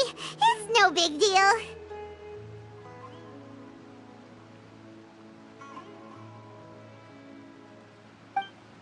But does Paimon really look so dumb that people might think Paimon doesn't know how to talk?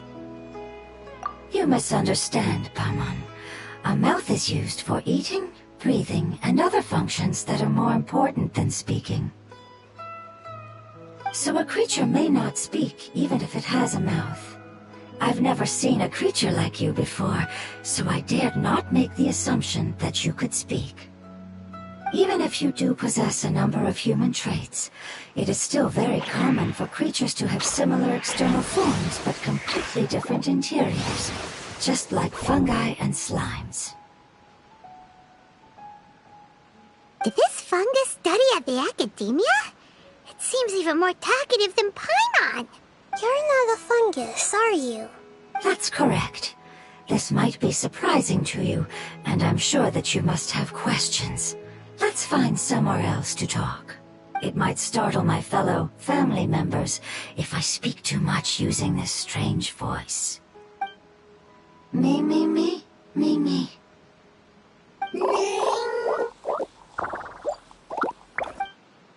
It says that it's very thankful for your help.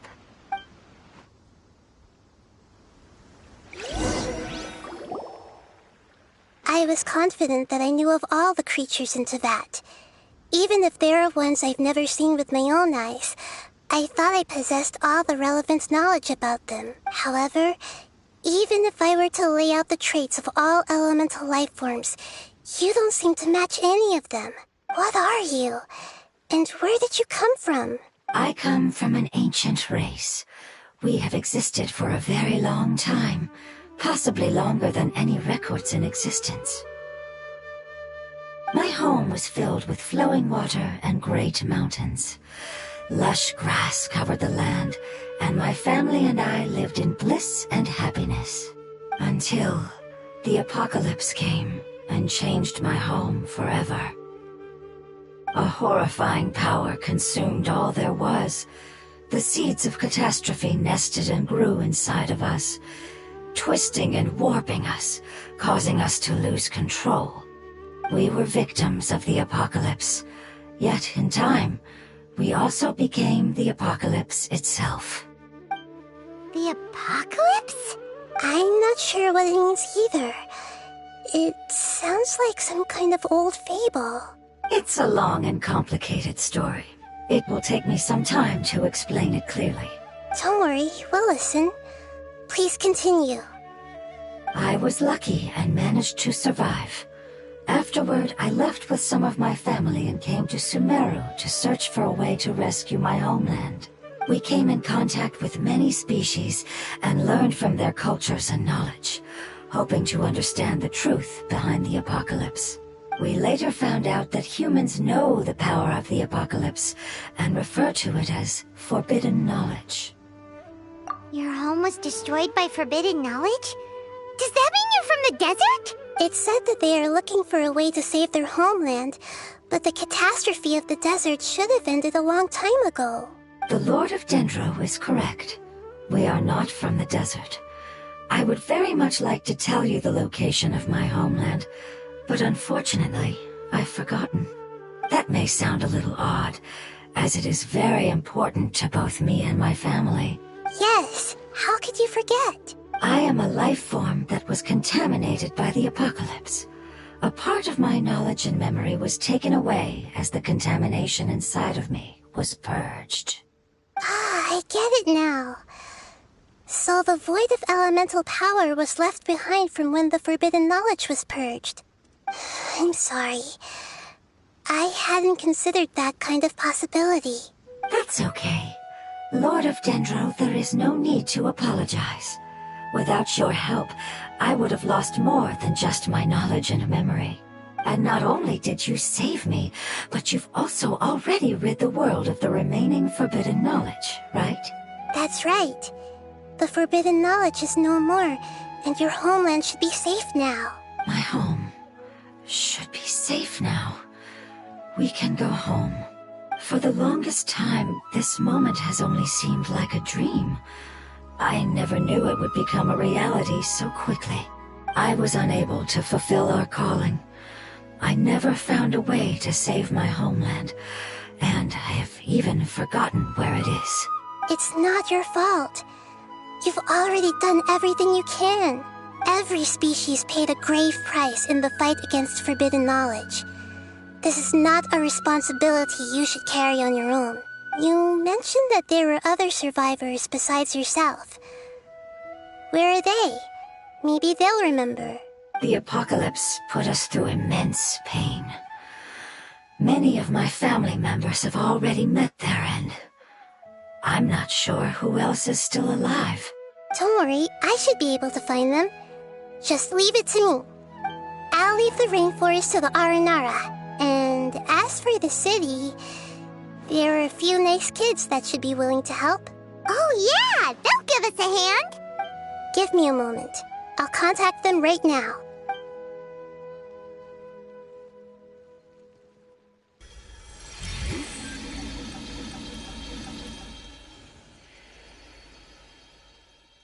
That should do it. It may take some time to find them, so let's wait for a bit. Thank you, Lord of Dendro. We all believe that you will keep your promises. The moment I saw you when I awoke, I had a feeling you were here because of the agreement. Agreement? You might not remember, but this is a prophecy that we deeply believe in. That the Lord of Dendro will bring us home once the catastrophe comes to an end. Ah, I see. I'm sorry. There are also some blurry segments in my memory as well. But I'm very concerned about your homeland. This is something I should help with. It's really no trouble to me at all. Would you all be willing to come with me somewhere as we wait? The more family members that can return home with me, the better. But didn't you say that you don't know where they are? Yes, but I know their end. I will explain it to you along the way.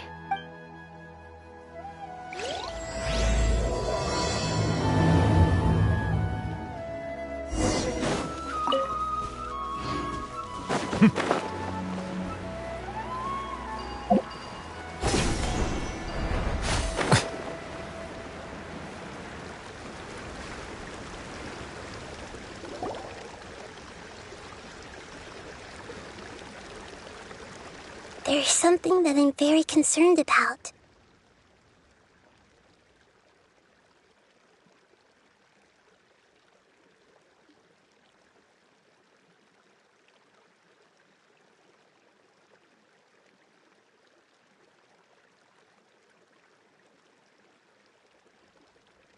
Yes.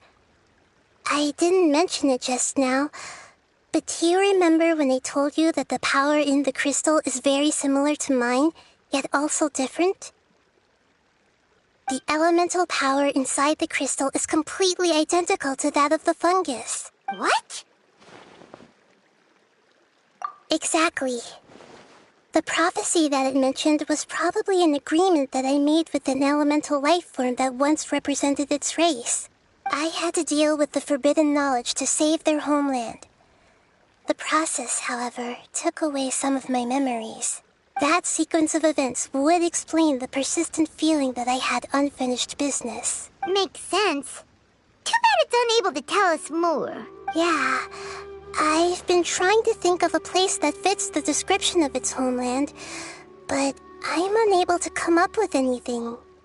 Agreed. I really want to send them home, so they won't have to wander around anymore.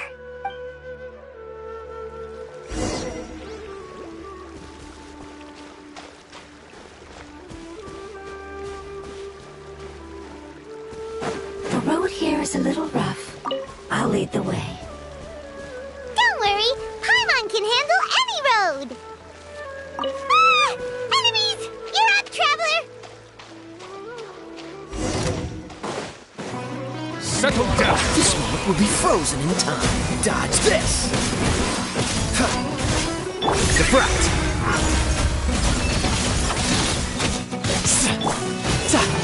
Brace yourself! This is gonna hurt! The tides beckon. Bow your head.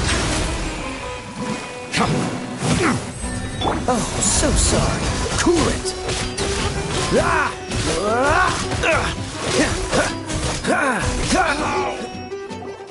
Amazing. With such skills, you all would have definitely been able to find a way to survive the apocalypse. Hey! Paimon has been meaning to ask. You all didn't originally look like this, did you? No, we didn't. The appearance of our kind will change according to the environment. After communicating with various living organisms in Sumeru, we discovered that fungi are the life form most adapted to live in these lands. Thus, we gradually took the form of fungi and became a part of their group. It's hard to believe that's even possible.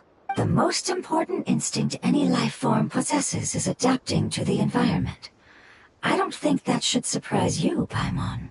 Your hand is shaped like that for a reason, so you are able to grip and use tools more easily. The reason why fungi absorb elemental power is to blend with the environment and fend off natural predators. We are dendro life forms, one of the most ancient life forms in this land. That is why we are so adaptable. So you mean, if Paimon wanted to, Paimon could change into a different form as well?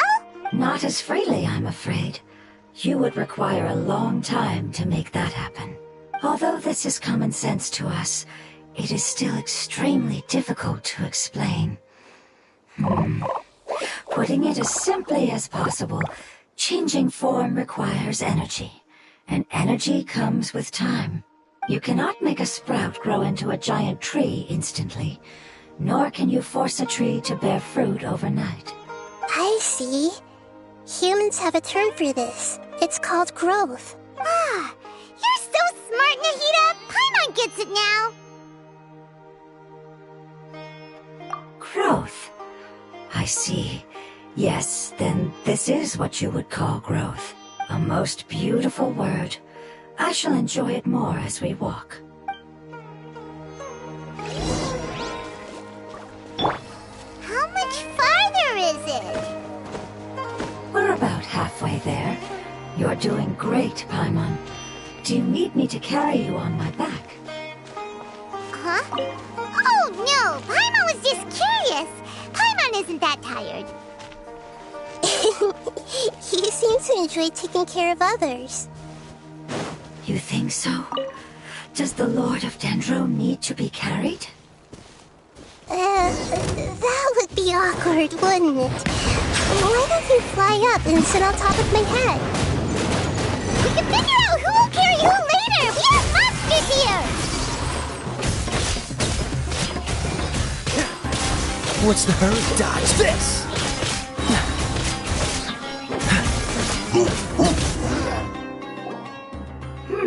I think we may have a different understanding of carrying someone.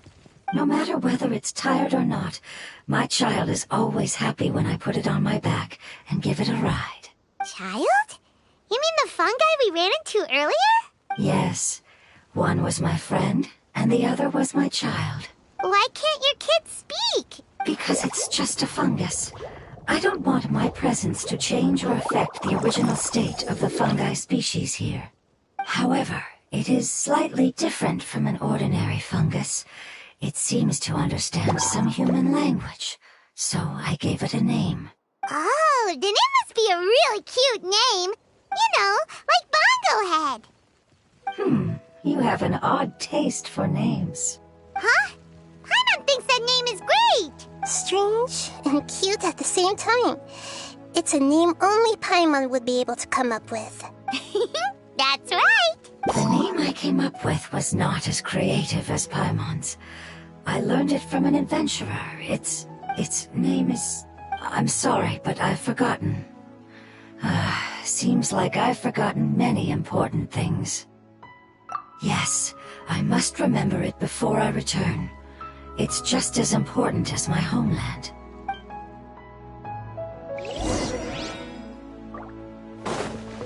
Yes, this way. We're almost there.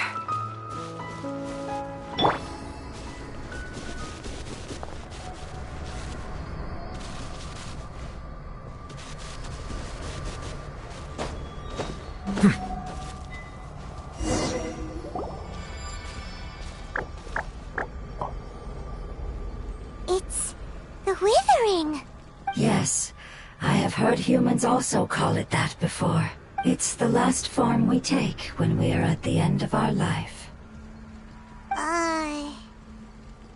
Paimon doesn't understand. It's trying to say that when they've suffered enough and reached the end of their life, they become a tumor of the withering. Yes, I would have also suffered the same fate if it wasn't for the Lord of Dendro's help. So, this is how the withering is formed? Previous research has revealed that forbidden knowledge is the root cause of the withering. But even if forbidden knowledge has been completely removed, its influence still remains, which is why the withering remains even after forbidden knowledge has disappeared. They've been tormented by forbidden knowledge for a long time. It's understandable that they will eventually become the Withering, but what a sad and pitiful end. When I left my homeland, flowers like these filled the fields. Each bloom represented an individual life. They grew in the pristine lakes, in the fertile soil, in my home, and in the homes of my friends. They grew everywhere, until the world suddenly lost all its color and became tainted and murky. But it's all right. Our life essence, elemental power, still resides in this flower.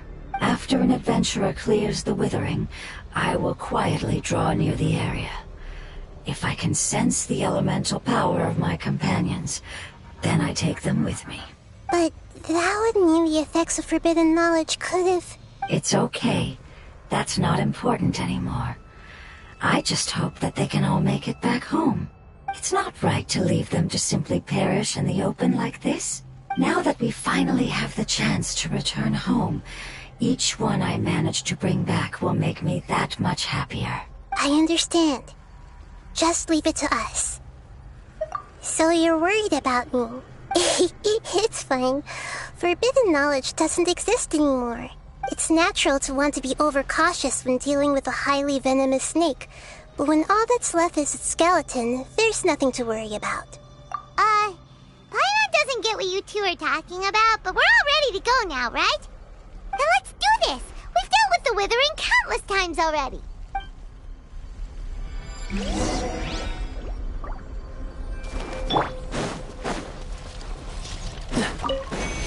Freeze! Don't get frostbite. Bow your head. Cool it! Be sanctified. Ha! Shouldn't let your guard down. The process of elimination. This moment will be frozen in time.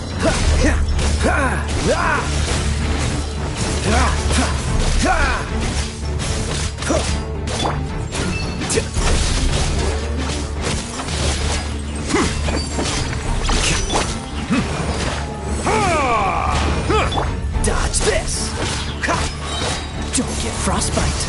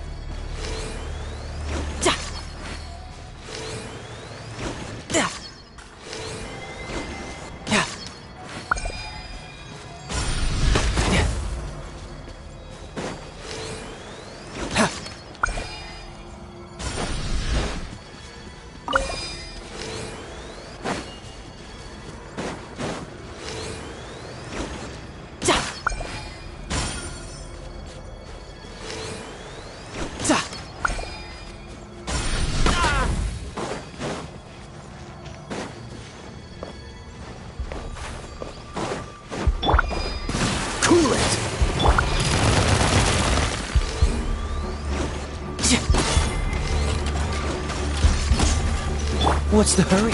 Freeze! Silence!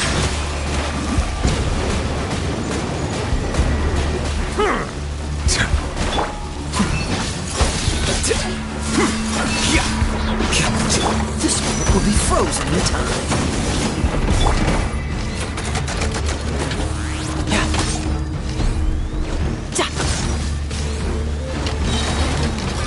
Bow your head. The tides beckon. Scatter! Brace yourself! This is gonna hurt! Bring it on!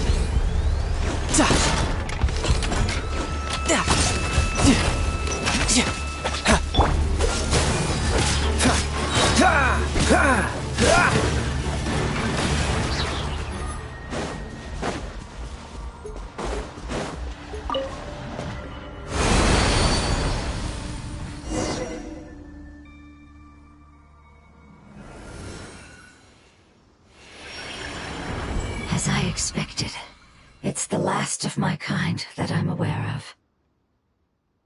so it wasn't able to make it to the end. If only it could have held on just a little longer. I hope that you will be free of this pain after returning home.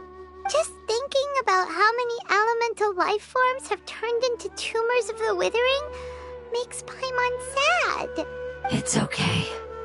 As long as elemental power still exists, then we will still be around. An external form is but a gift of time. Through growth comes change, and even abandonment of previous forms. However, our true nature is not so easily affected. It wouldn't have come to this if we were able to cure them earlier. But I will cure all of them. Even if it's just for the sake of the rainforest and all the life forms that live in it. Thank you, Lord of Dendro.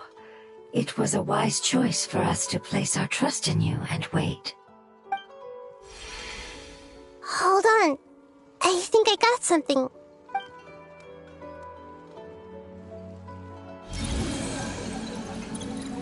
Oh, I see. Okay, I understand. Thank you so much. So, they found a fungus that matches the description I gave them. It's currently unconscious. It must be in a similar situation as I was. We should hurry and go take a look. Okay, follow me.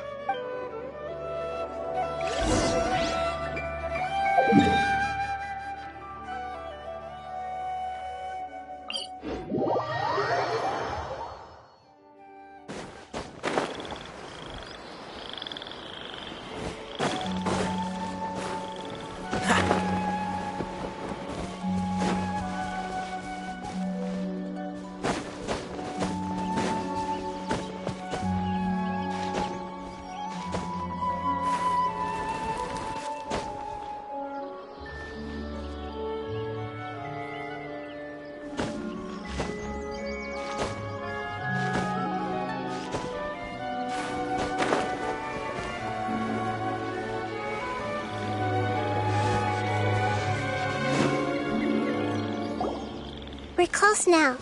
It's just a little further inside. But there are so many fungi here. They're probably all ordinary fungi, right?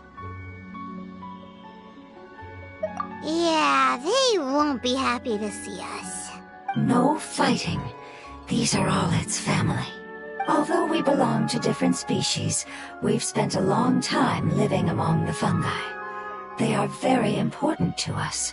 They can be reasonable, as long as we try to communicate. What should we do? You're the only one who can make it through, right?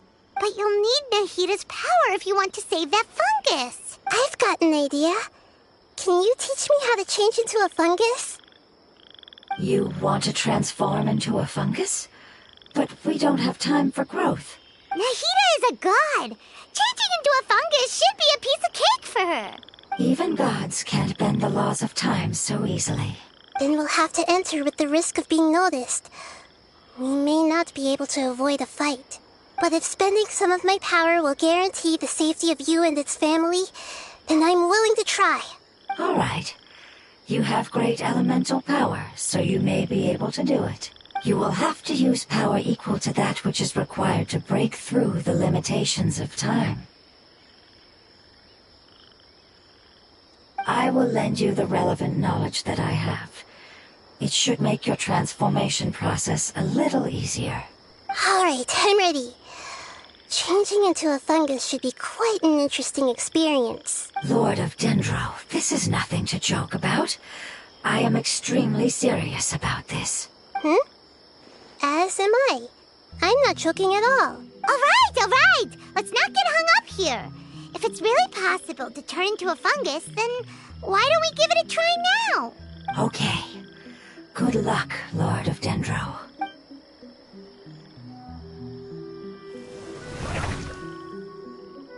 Wow! You really turned into a fungus! It's actually not too bad. My perspective in this form isn't much different from usual. The unconscious fungus is just below here. Can you all help me determine which one it is? Oh, how do we do that? I'll get close to them while you make your way over from above.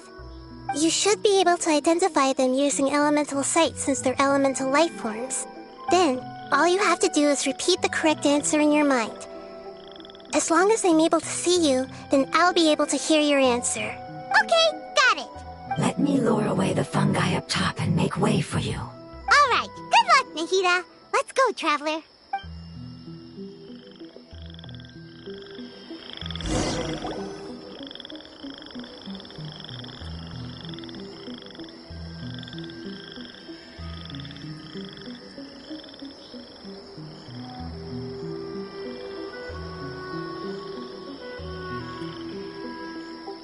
There's a fungus on patrol in the center there.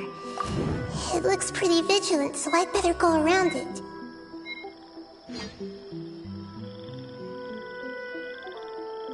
Nana!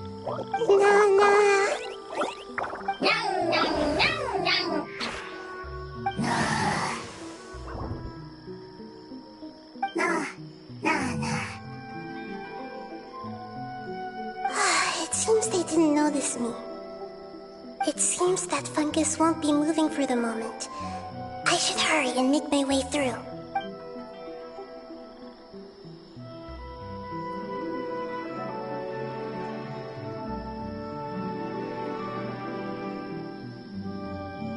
This is the spot.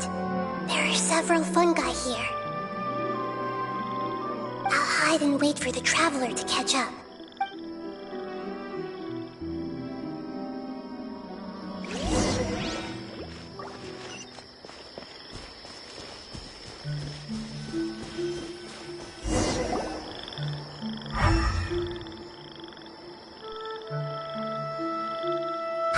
So this is the one. Understood.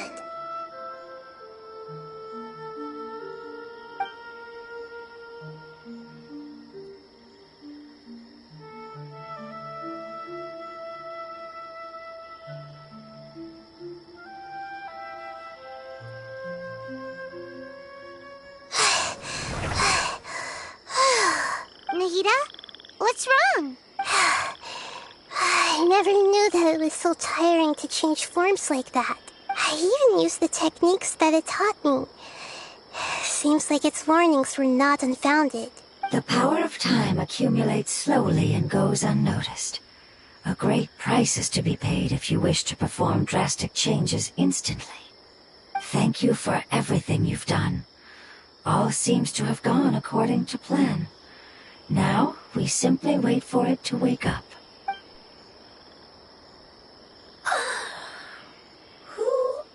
Are you? I apologize. Language is not easy. Need long time. It's okay, I have good news. Let me explain it to you the fungi way. Apocalypse ended? Go home now? Yes. Unfortunately, I've forgotten where home is. I was hoping you still remembered. I remember. Really? That's great! Home. Dendro Dragon. Dendro Dragon. Ah, yes! The Dendro Dragon! I'm sorry, I just got so excited. I've probably never expressed such emotions before. But yes, our home is the Dendro Dragon. Oh, wait a minute. Paimon's confused. Do you mean the Dendro Dragon as in an elemental dragon? Like Dvalin? Yes, they're both dragons, but Apep, the Dendro Dragon, has been around for longer and has accumulated dense elemental power. But I don't quite understand. Why would you say that your homeland is a dragon? Because we live inside the Dendro Dragon. The Dendro Dragon. Inside. Very big. Mountains. Water. Trees. Us. There is an entire world inside the Dendro Dragon's body.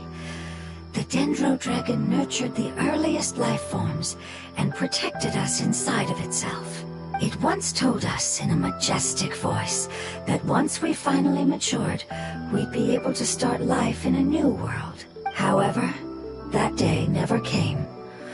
Our homeland was the greatest place there ever was before the apocalypse arrived. Paimon's still confused. Yes, a very good example. It appears that you're much smarter than Paimon. The only difference is that the Dendro Dragon is much, much larger than any Dendro slime. Wait, then if that's the case, doesn't that imply that Apep has also been contaminated by forbidden knowledge? Yes, that is correct. What has suddenly made you look so worried, Lord of Dendro? I haven't seen this expression on you before. Apep is the most adaptable life form in the world. The forbidden knowledge should have become a part of its body a long time ago. Which means that if all the forbidden knowledge has been eliminated, then a big void will also form inside the dragon! I'm afraid so. Its body and soul have probably been in terrible shape for some time now. No wonder I haven't seen Apep for so long. But how did it get contaminated? Was it due to the destruction of King Deshret's civilization? But anyway, Apep disappeared and has been gone ever since that time. It's been enduring unimaginable pain all the while. It's probably in pain as we speak. Yes, how could I have forgotten? If the Dendro Dragon fails to hang on, the elemental power inside it will no longer be able to maintain its form, and will all be dispersed. Dendro elemental power of that concentration will cause the rainforest to overgrow. Giant trees will completely block out the sun. Plants and humans will fight over oxygen. Sumeru will no longer be suitable for sustaining life. Hey, what about the crystal? Why don't you show it to them and see if they know anything about it? Yes, I'm sorry. You're right. We don't have time to panic.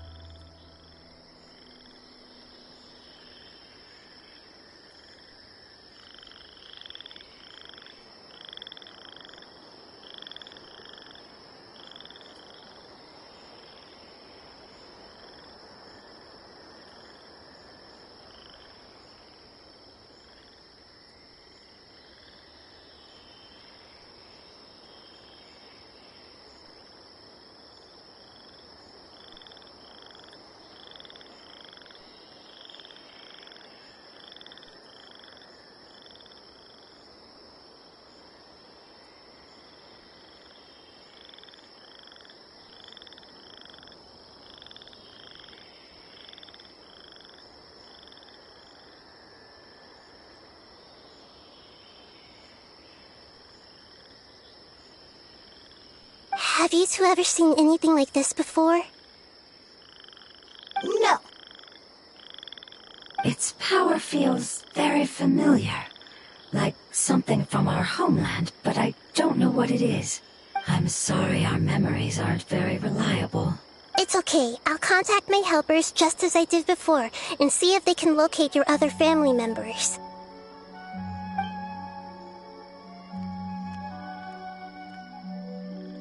I'm counting on you all. Your info is crucial to us now.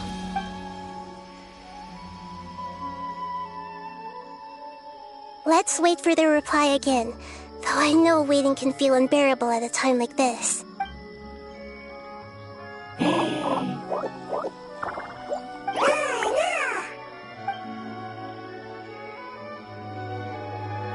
Thank you.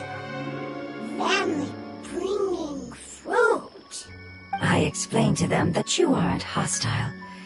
After seeing you save it, its family is very grateful to you. Go home. Leave. Hard decision. Don't know.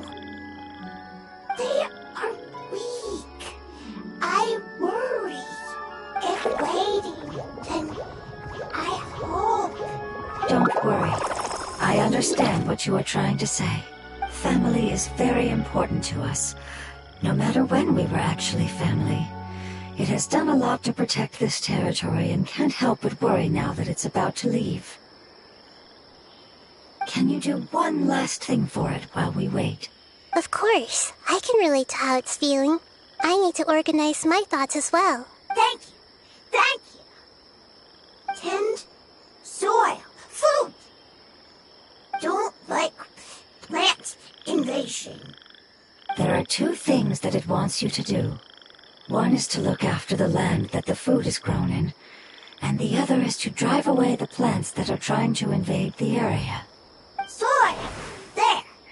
First. Seed. Here. Paimon understood that. No need to translate. We'll take care of it right away.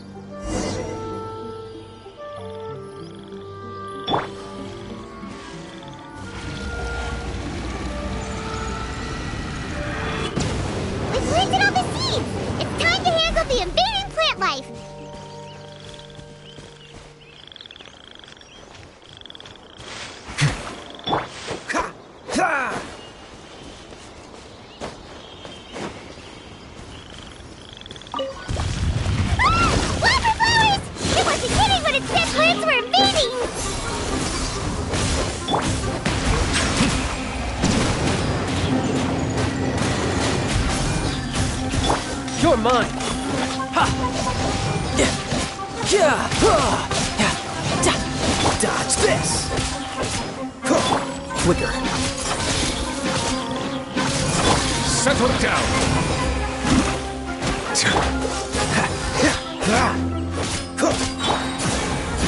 Don't get frostbite. Freeze!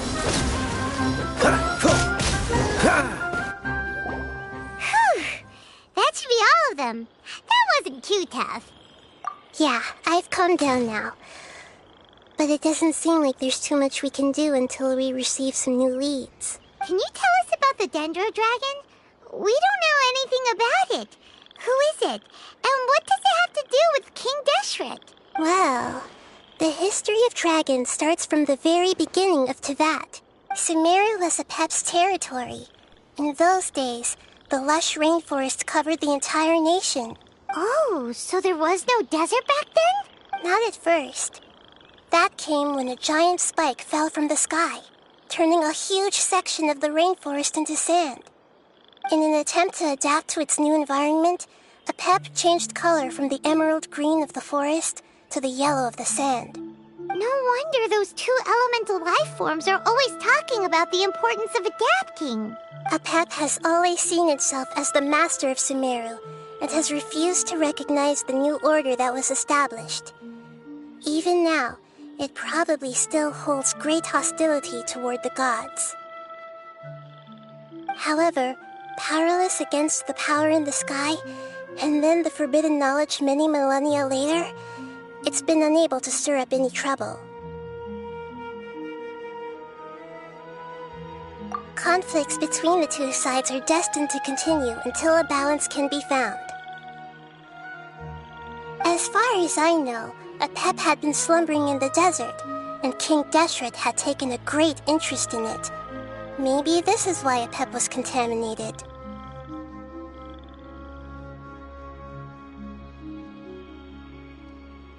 I'm not sure what may have led it to become involved, but rescuing it is definitely our top priority right now. The crystal that I have in my possession is probably the key that links the two matters together.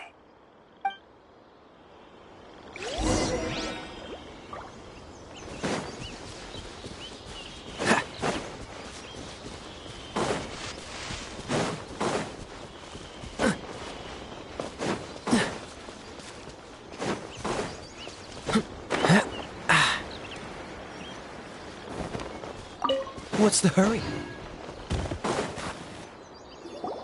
Thank you, Lord of Dendro. Family happy. You really like them, don't you? Family like. Do you not like your family? That's not what Paimon meant. It's just that you guys aren't actually the same species. Does that matter? Family likes me. I like family. Paimon doesn't quite understand. What it's trying to say is that as long as family members get along well, then nothing else matters. You place importance on appearances, but we do not. We find the experiences, knowledge, and connections we've made to be more important. These are all things that are more reliable than mere external appearances. These are the fruits of time, and the essence of what it means to grow. Oh, Paimon gets it now! Looks can always change, so what's inside of us is more important. It wouldn't matter. Paimon would still be able to recognize you right away! Oh? Understood. Thank you. Still nothing new from the forest. Seems like we won't be able to find your other family members for now. It appears we are out of leads to follow, and if no one knows how this crystal works, then Apep may be in danger. Sorry.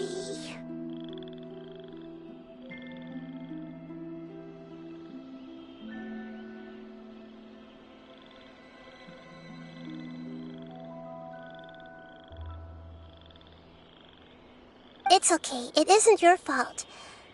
I don't think it's a coincidence that neither of you can remember anything about the crystal. Maybe it's because the crystal has a very close connection to forbidden knowledge, which causes memories of it to be unclear. And if that's the case, finding the other fungi still wouldn't help us at all. The crystal and the apocalypse. The apocalypse and memories. Lord of Dendro, do you still remember the prophecy? I do. What about it? The prophecy is a story that connects events of the past and the future. A family member once said that the apocalypse is a part of us, and that there is value in preserving it. The rest of the family did not approve of its opinion at the time, so it left. Preserving the apocalypse? Do you mean that there's still some that hasn't been eliminated? That's not very likely. The power of Irminsul covers every inch of the land. Did the prophecy say where that family member went? To the limitless depths east of Sumeru. A murky place that no one can return from. Yeah, that must be the chasm, right? But what is it doing there?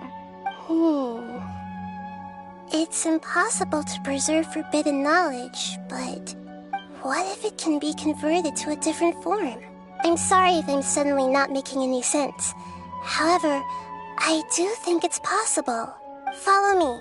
I'll explain it once we find that elemental life form.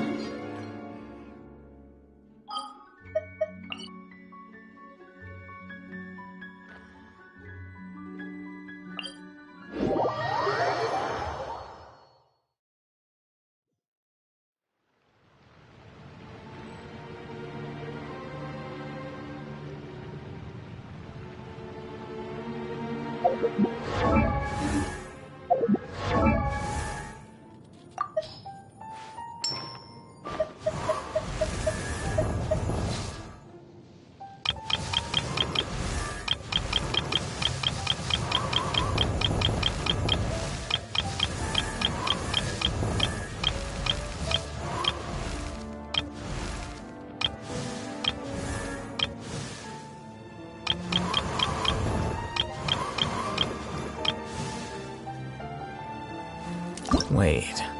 Huh?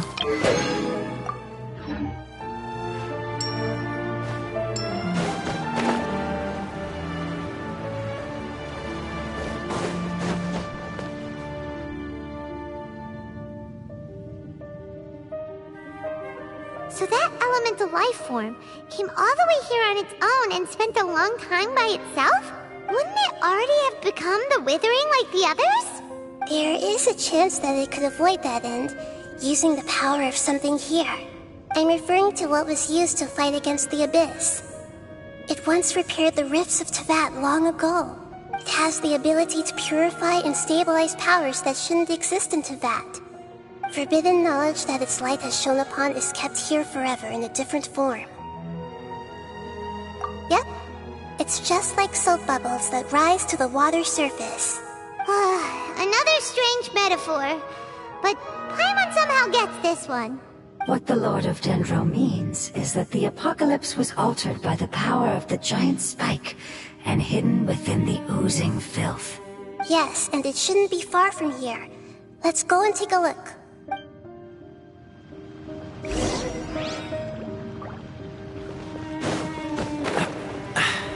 Catch the wind.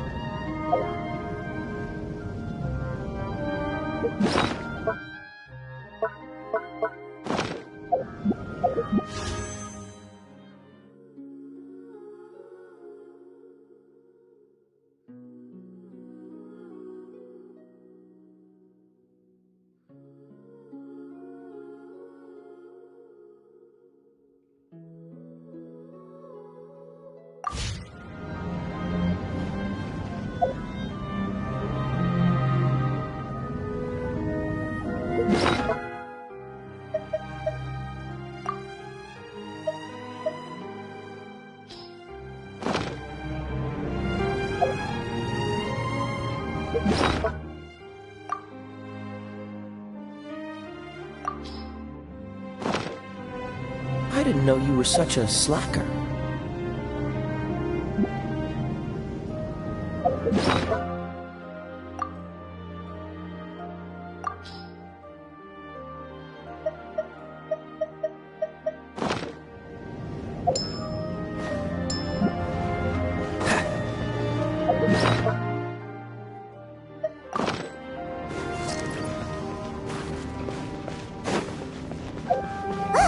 It's over there! Looks like we'll have to clear out the oozing filth in this area. You two should be able to take care of it, right? Yep, we know what to do. We'll just use the lumen stone on the oozing concretion. Be sanctified. Heavens! This moment will be frozen in time. Cool it! You're mine! Shouldn't let your guard down!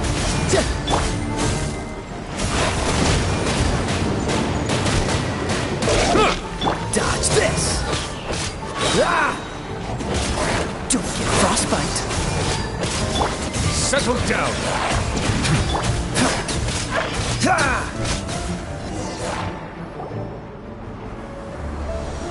Oh, we finally managed to rescue it. It should be the life form from the prophecy.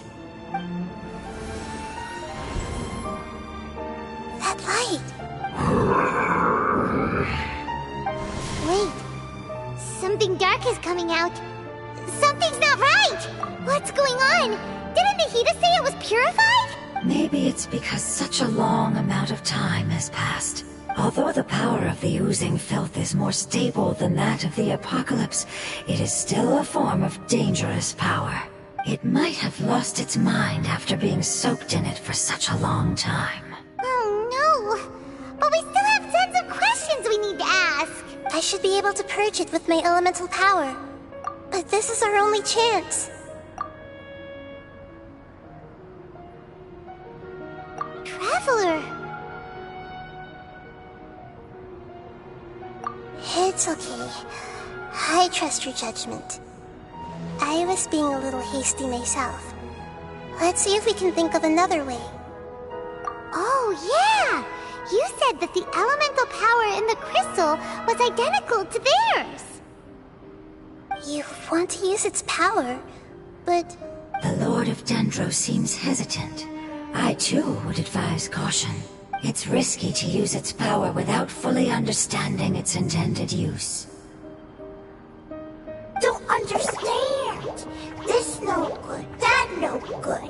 Save lives, important. Yes, I understand, but this is our only chance to return home.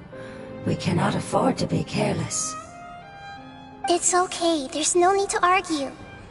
I'll think of something to do about the elemental power that will be used. How about this? Traveler, you could try using it. I understand that you have an amazing resistance to forbidden knowledge. Don't overdo it, Traveler. Paimon will be worried.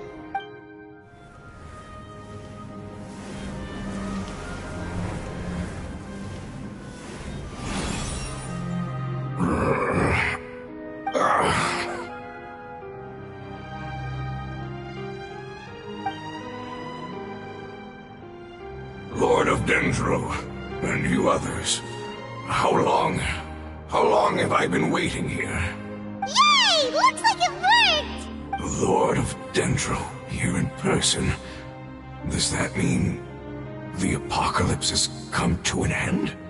Wait, did you get smaller again? I'm sorry, that portion of my memory is highly unreliable at the moment. I can't seem to remember who you are. That sounds about right. After all, the purpose of my existence is precisely for those unreliable memories you speak of. You once said that the apocalypse will be completely eradicated, and that relevant memories will become unstable. Even you couldn't promise that you'd remember our agreement after those events take place. However, you are definitely someone who stays true to your word. My sacrifice is nothing compared to your resolve. You and I made the agreement? Yes, you used your power to protect me. That is the reason why I was able to survive here. To be honest, I'm nearing my end. I had thought I'd be stronger than this. No one can withstand the power of the apocalypse. In order to preserve a somewhat stable memory, I had to change the power of the apocalypse into a different form. Only the giant spike that fell from the sky was capable of doing something like that. But the moment I chose to go through with it is the moment I lost my chance of being rescued by the Lord of Dendro. But enough about me. Lord of Dendro, let's get to the important matter at hand. As you can see, I won't last much longer.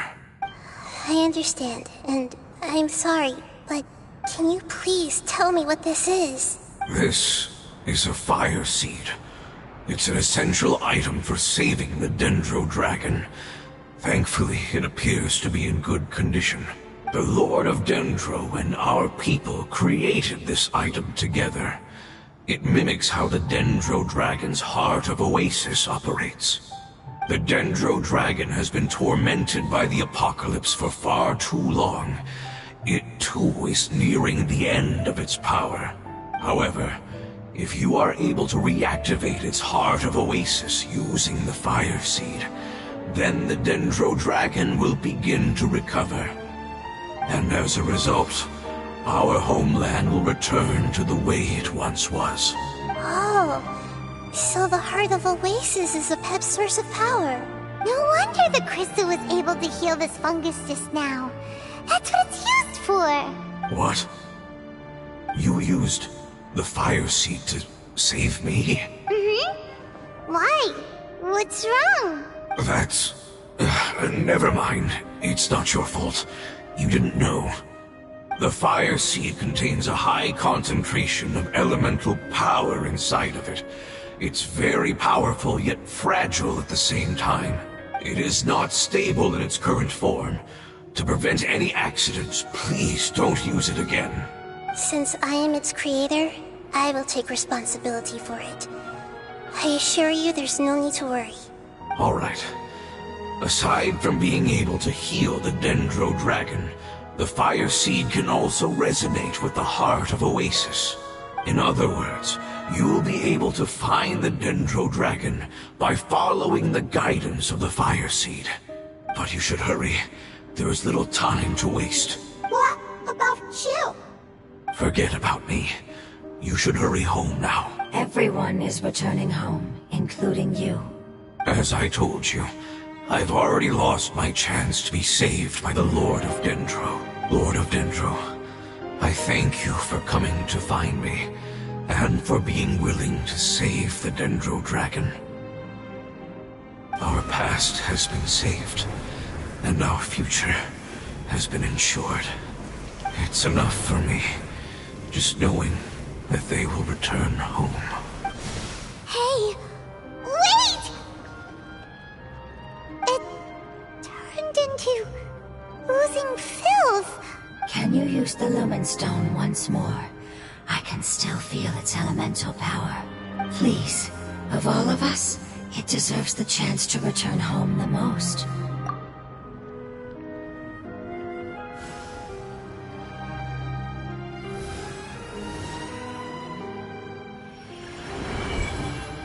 This is a small ball of light that it left behind. I can feel it. I can feel its knowledge and emotions. It has all returned to its original elemental form and is becoming one with the other family members. Do not be sad, my friends.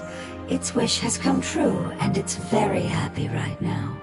Because its external form doesn't matter, right?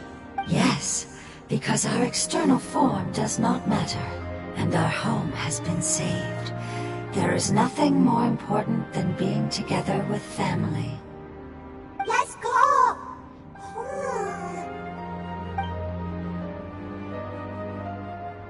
Home.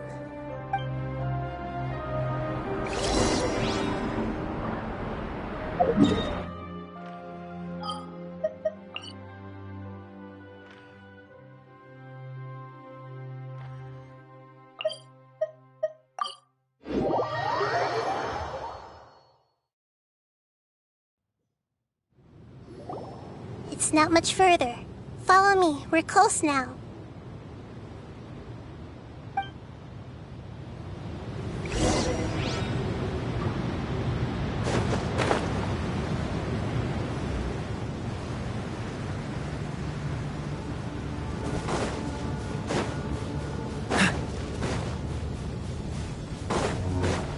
Cool it!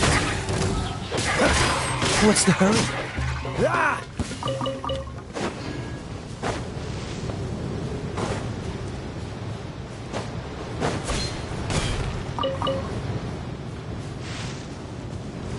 I can feel its power lingering and shifting around us. Sometimes it feels distant, but other times it seems close. This is its way of warning us. It has already noticed our presence.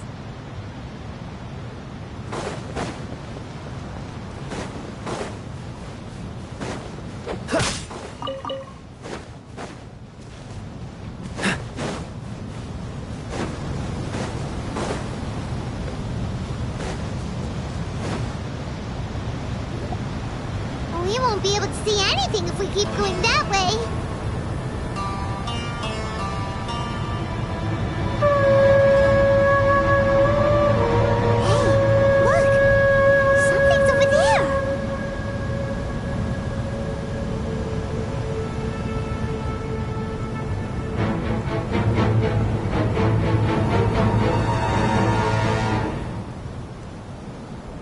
We found it. A pep, the Dendro Dragon. Paimon knew it would be big, but not that big. Puny god, puny human, leave my domain. Frail life forms like you cannot survive in the endless sands of the desert. A pep, we're here to save you. I do not need saving, especially not by you, Brewer. You are no different from Amun. Both of you have only existed for a fraction of what you know as time. Yet you call yourselves lords of this land by leaning on the heavens' glow. You're better off paying attention to your path ahead, as you will fall where you've fallen before. I know that you hate both gods and humans, but you've grown too weak now. Can't you let go of your hatred, even for only a moment? Let go? For only a moment? Foolish Brewer. You will find no gratefulness from me, even if you heal me. You will only be reviving the dragon that will destroy Sumeru and the 7 nations. No, you're ill, that's all. That I am. Time will bring death to all. It's unavoidable. Although I am gravely ill, my mind remains clear. I am different from the ancient dragons that came to terms with you. There's no need for this. There's no point in fighting. What we need is the truth. The truth. The shackles that the God of Wisdom cannot escape from. I have paid dearly for the truth, and you shall do the same soon enough. Hey, don't leave! Careful, something's coming. Ah, what is that? Paimon's never seen that before. It's our family. Huh? They're your family too? But they don't look anything like fungi. External form not important. Inner nature same. The composition of their elemental power is identical to ours. In other words, they're residents of our homeland. Is this what they've become after experiencing the apocalypse? This is also a form of adaptation, although a most gruesome and pitiful one. Many of our family members never made it out of the Dendro Dragon. They've gradually taken this form in order to survive the apocalypse. Is there any way to avoid fighting them? Hey! Can you guys talk? We're here to rescue you!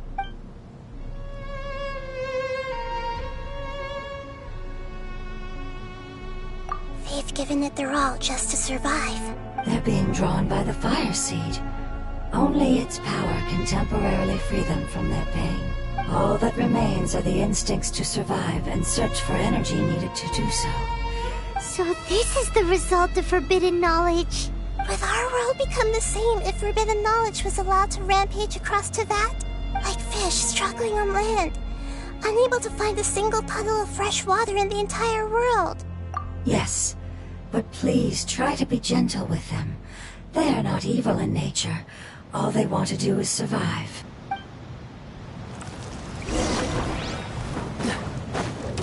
Freeze!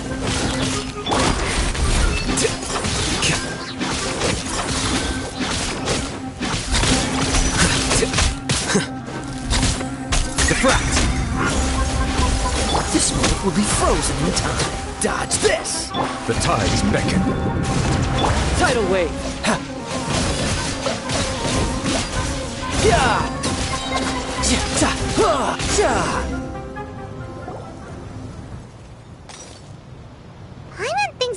used up all their strength. They don't seem aggressive anymore. They want to go home.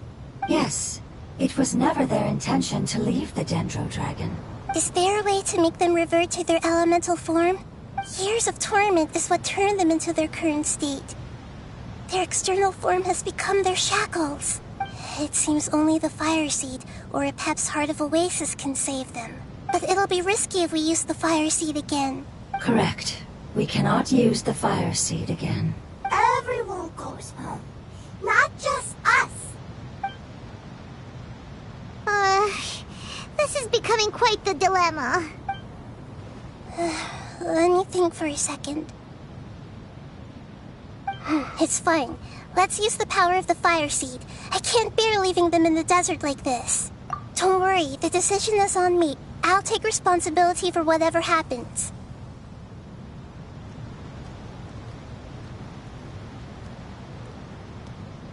It won't require much elemental power.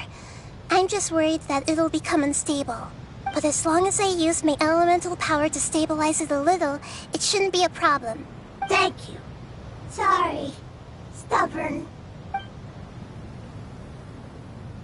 Thank you, Lord of Dendro. Returning home is the most important thing to you. I've come to understand that during our travels. I'm not doing this just to protect you, but also because I hope to use you and your experience and try speaking to Apep again. After all, that giant Dendro Dragon is also your family. Maybe it would listen. I will stand with you, Lord of Dendro. I will never forget your kindness. Yes! Yes! Thank you. Alright, here it goes.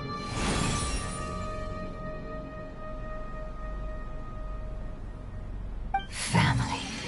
We will all be able to go home soon.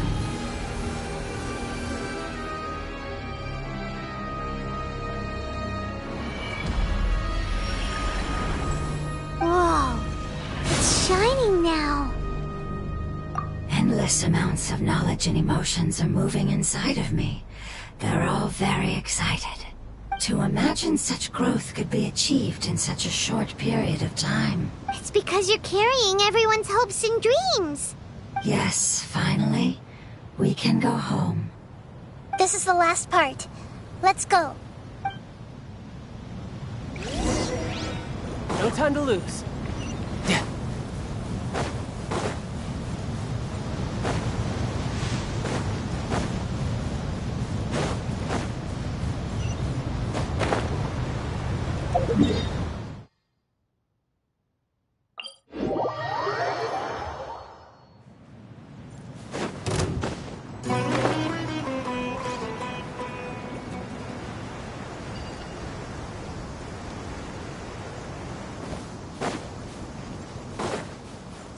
No time to lose.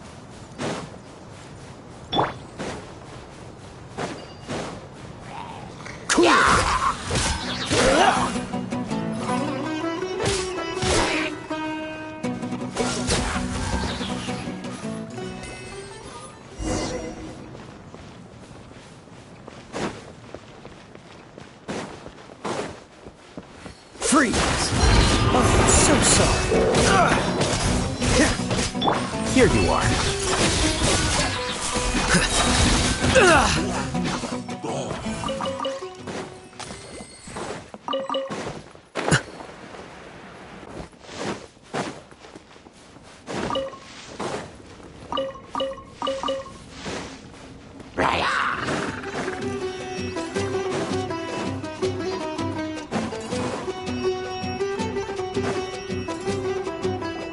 This cave is huge. Could this be where the Dendro Dragon lives? Yeah. Who knows what's inside that cave? Our goal is not only to find the dragon, but to also enter the world inside of it. That will be impossible if we can't get it to cooperate with us. But how are we gonna do that? It doesn't seem to want to help at all. I'll see what I can do. Apep, I know we don't see eye to eye, and that we have a very different understanding of the world and its orders. However, We are both born of elemental power, and both suffered the torment of forbidden knowledge. We are not that different.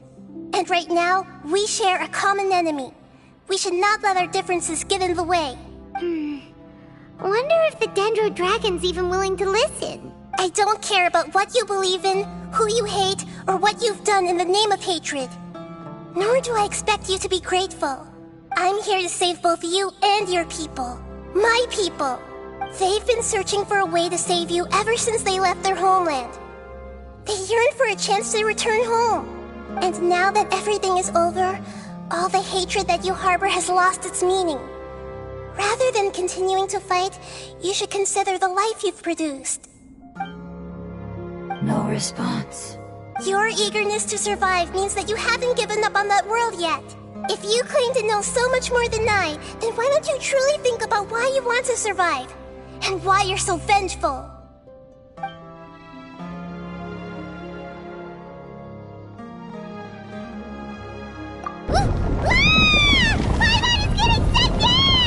Please keep everyone safe. And send us to the homeland.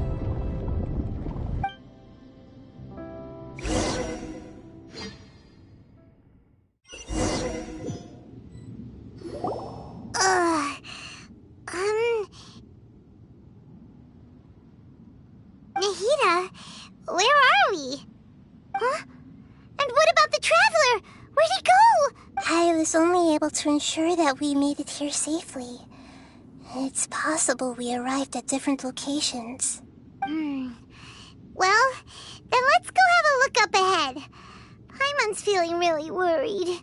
Yep, let's go. I wouldn't worry too much. The Traveler's no pushover. Paimon knows that. It's just that Paimon isn't used to not having the Traveler around. Let's hurry. He might be just up ahead.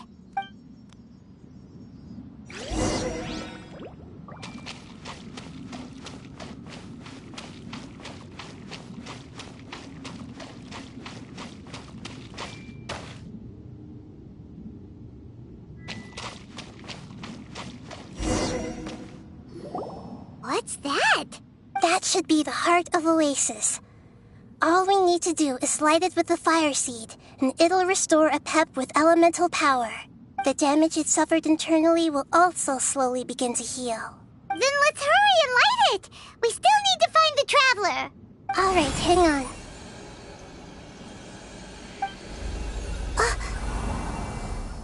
Wait! The fire seed! What happened? It shattered!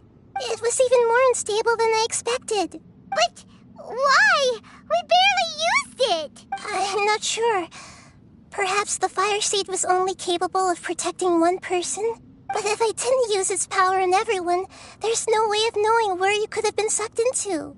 And even if that's the case, there's no reason for it to simply shatter, unless... Unless what? Unless I was already in a weakened state when I created this fire seed. Which would be when we had first saved the desert. Oh no. Wait, let's put that aside for a moment. If the fire seed has shattered, wouldn't that mean we came all this way for nothing? Oh. Do you know what we should do now, Nahida? Oh, come on, Paimon, think! Don't worry, Paimon. This is my responsibility. The fire seed is technically just a ball of highly concentrated elemental power. Although my elemental power is slightly different than that of elemental life forms, I gained a better understanding of it when I turned into a fungus. So, all I have to do is imitate that power, while adding some of my own. And I'll be able to do what the fire seed was supposed to. You're gonna become the fire seed? Yes. It'll take a lot of power from me, but it still won't be anything compared to when I was in the desert. I might, however, become even smaller. What happens if you keep getting smaller? I'll become a blade of grass or a twig. Basically, I'll return to how I was first born. I will be able to unleash power beyond my limits if I can reverse the process of growth. But you'll lose everything. You'll not only lose your appearance, but you'll lose your emotions, memories, and who knows what else? That's all right. None of that matters compared to the dangers that Apep is facing right now. No, wait! There has to be another way. Besides, what will Sumeru do if you turn into a twig? Maybe you and the Traveler can plant me in the soil of Sumeru once it is all over. I can still communicate with the world through the forest. It's just that you won't be able to see me for some time. You can't be serious.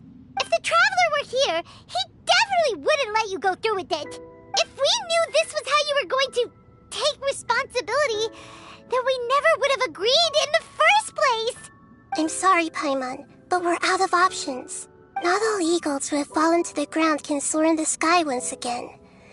But if no risks are taken, then the eagle will be grounded forever. No. Please, no, Nahida!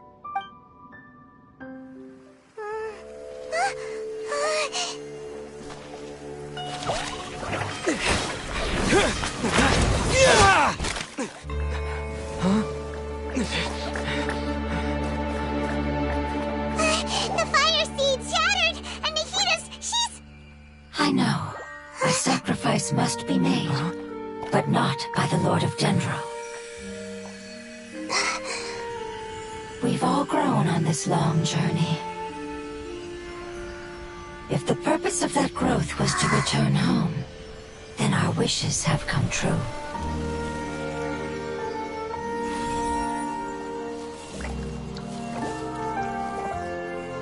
Would you lend us your power? You knew it would come to this. All the knowledge, language, and emotions that you have learned will be reverted into pure elemental energy. In your new homeland, nothing of who you were will remain. You won't be remembered by anyone. Is that truly the return you've always dreamed of? Lord of Dendro, don't be sad. This is not your home. We go home. Lord of Dendro should also go home.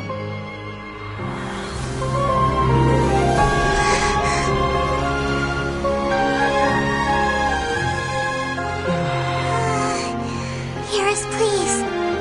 Feel our heartfelt desires. Awaken!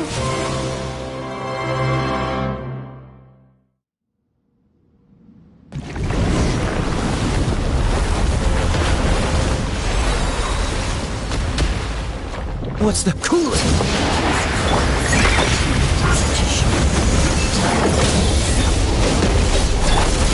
It's because you're carrying everyone's hopes and dreams. Freeze! Yes, finally, we can go home.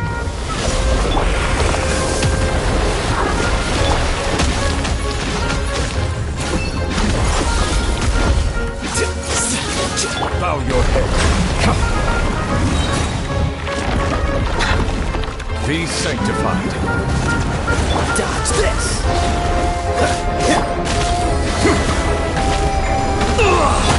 This one will be frozen in time. Cool it!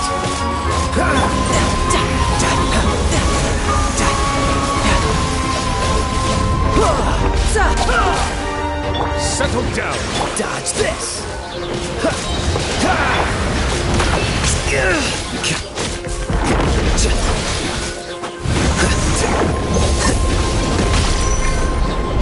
Oh, so sorry. Bow your head. Shouldn't let your guard down.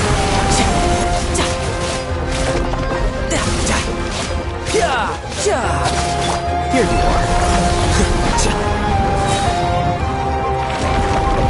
Deflect. Cool it.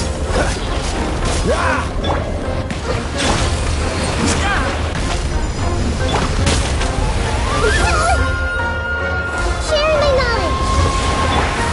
Frostbite. Freeze.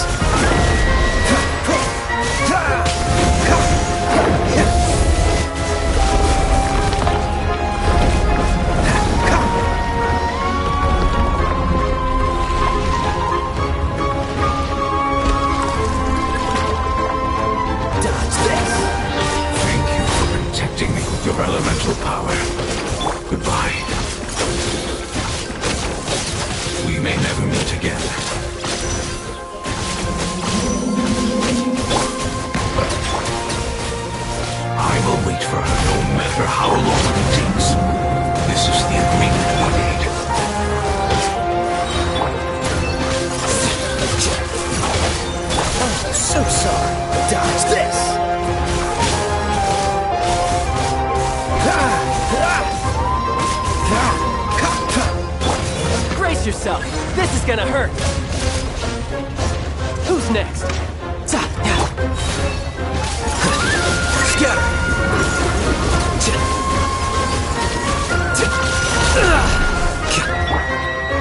Make yourselves at home! Grow, grow, grow!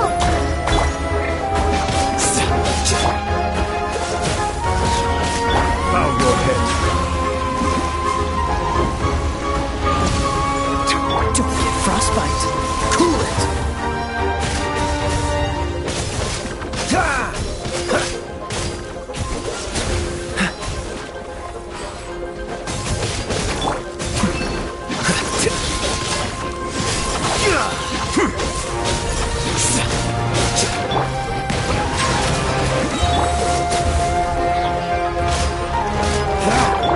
This may hurt a little.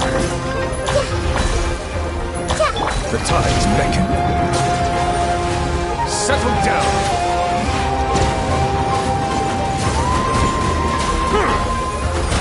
This one will be frozen in time.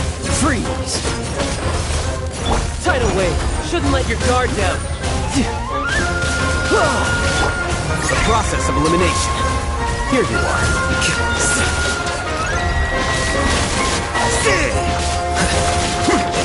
Don't get frostbite. Dodge this. Be sanctified. Bow your head.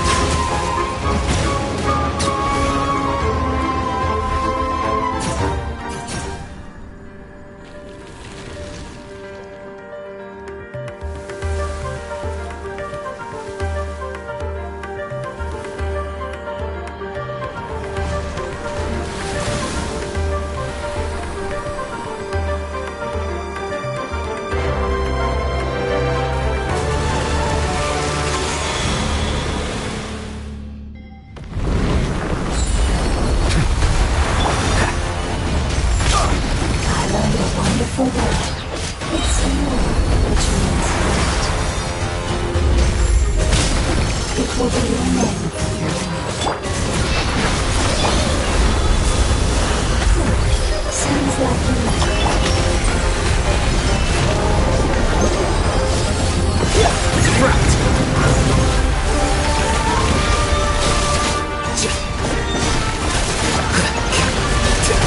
Well now.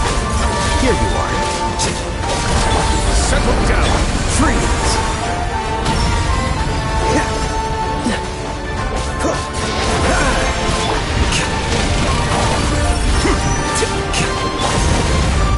Silence. Let the mighty be humbled.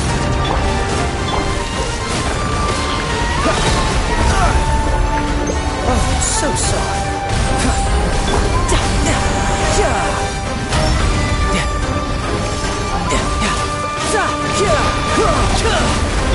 Bow your head.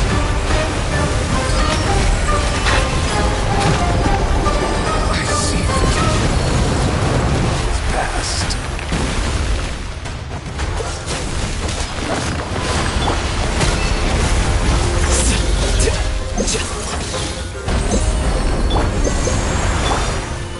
Dodge this! Ha! Shouldn't let your guard down!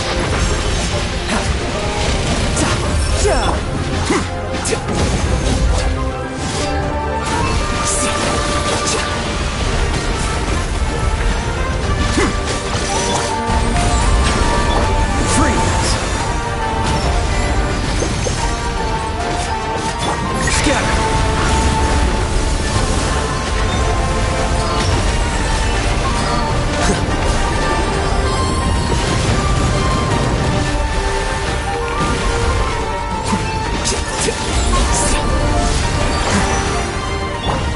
Justice and silence. Dodge this! This one will be frozen in time. Hey! Can you hear Paimon? Say something! You fungi said that your form didn't matter, right? Then let us know that you're alright! Their knowledge, memories, and emotions have been reverted to elemental power and released. They are no longer able to respond to you. The guardians that have accompanied me for countless eras have also transformed into my elemental power. Just as they did. They will be born once again now that they're one.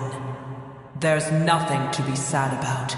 But that's different! They won't ever be the same. Paimon, we will never understand it, and it will never understand us. That's how it's destined to be. But as long as you can be healthy again, then nothing else matters to me, Apep. Samara will be free from threat as long as your health is maintained. I thought that my rage would be kindled once my power returned to me. However, what I feel now is a feeling that has long eluded me. The feeling of peace. The forbidden knowledge influenced you ever since you were contaminated, greatly amplifying your hatred and rage. Yes, there's no denying that.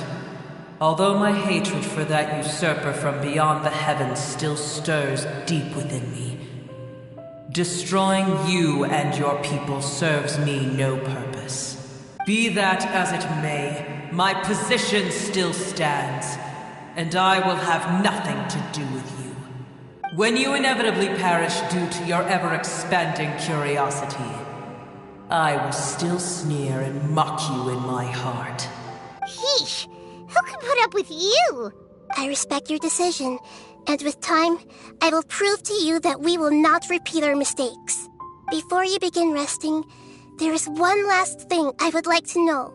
How did you become affected by forbidden knowledge? It's a long story. We all once believed in the distant past that only forbidden knowledge could give us enough power to defeat the heavenly principles. The Dragon King acquired the power of darkness from outside of this world, and led us in a fight against the order established by the outsiders. Dragon King? An unimaginable war took place into that, causing destruction on an unprecedented scale. The world itself was on the verge of collapse. In war, the victor would inherit the right to shape the world, while the losers must turn into ash. But I didn't give up on searching for a way to turn the tides, even after the death of the Dragon King. As I attempted to collect more forbidden knowledge from the corners of the world, as it was on the verge of collapse, I was stopped by the giant spike that fell from the sky. Sand dunes arose where there was only forest. And it was as if even Sumeru itself was trying to tell me that the era of the dragons was over. But you still didn't give up, did you? Because of Amun Al-Ahmar. Yes. Al-Ahmar eventually obtained this power with the help of Nabu Malikata. His ambitions continued to grow, and he planned to establish a powerful kingdom in my domain. Although I didn't think much of him, I allowed his actions under one condition. The condition was that after his death, all the knowledge he came to accumulate would belong to me. At that time, I still harbored deep regrets. By the time the Dragon King finally returned, the world had irrevocably changed. Some of the dragons have grown close to your kind, and have forgotten all about our hatred from when the world was taken from us. And some died, leaving behind nothing but their bones, while others chose to flee after experiencing pain and agony. But for me, the scales and will of the Dragon King still shine bright in my heart. Even to this day, I will follow it until the end of my time. You really are insane. When Al-Ahmar's proud kingdom collapsed, I swallowed him whole as I agreed, and absorbed his elemental power. However, what I gained was no benefit. No. I gained the apocalypse. I used up all my strength just trying to keep the pain under control. I had no energy to analyze the knowledge he had accumulated. But even then, I still believe that his insanity was far greater than that of my own. So that's how the apocalypse started. I admit that I fell for his trap. I was like a final failsafe in his plan. Tiny Booer, and the rest of you, continue forward. I shall keep a watchful eye. How far will a life so dear and precious to the heavenly principles be able to go? I wonder.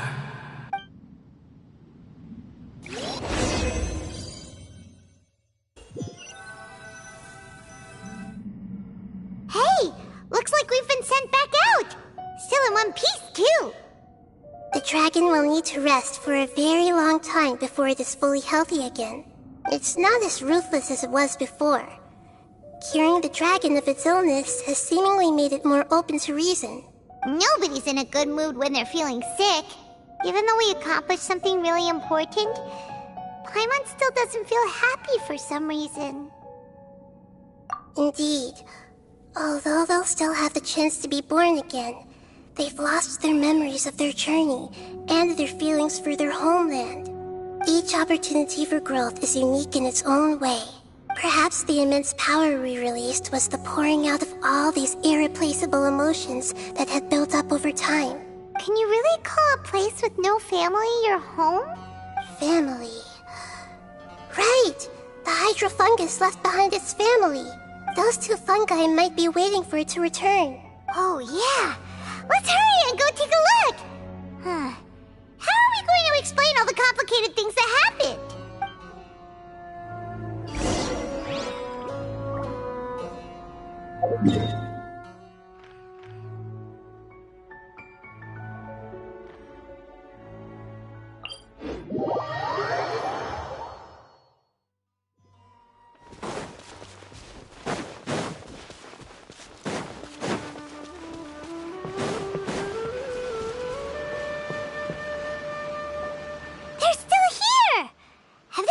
Waiting here all this time? We're back. I'm sorry. I really am. But it's gone home and won't be able to return for a very long time. Don't be sad. It did it to protect you. Your happiness is more important to it than anything else in the world. It said that Newer is its most important family member. That's your name, isn't it?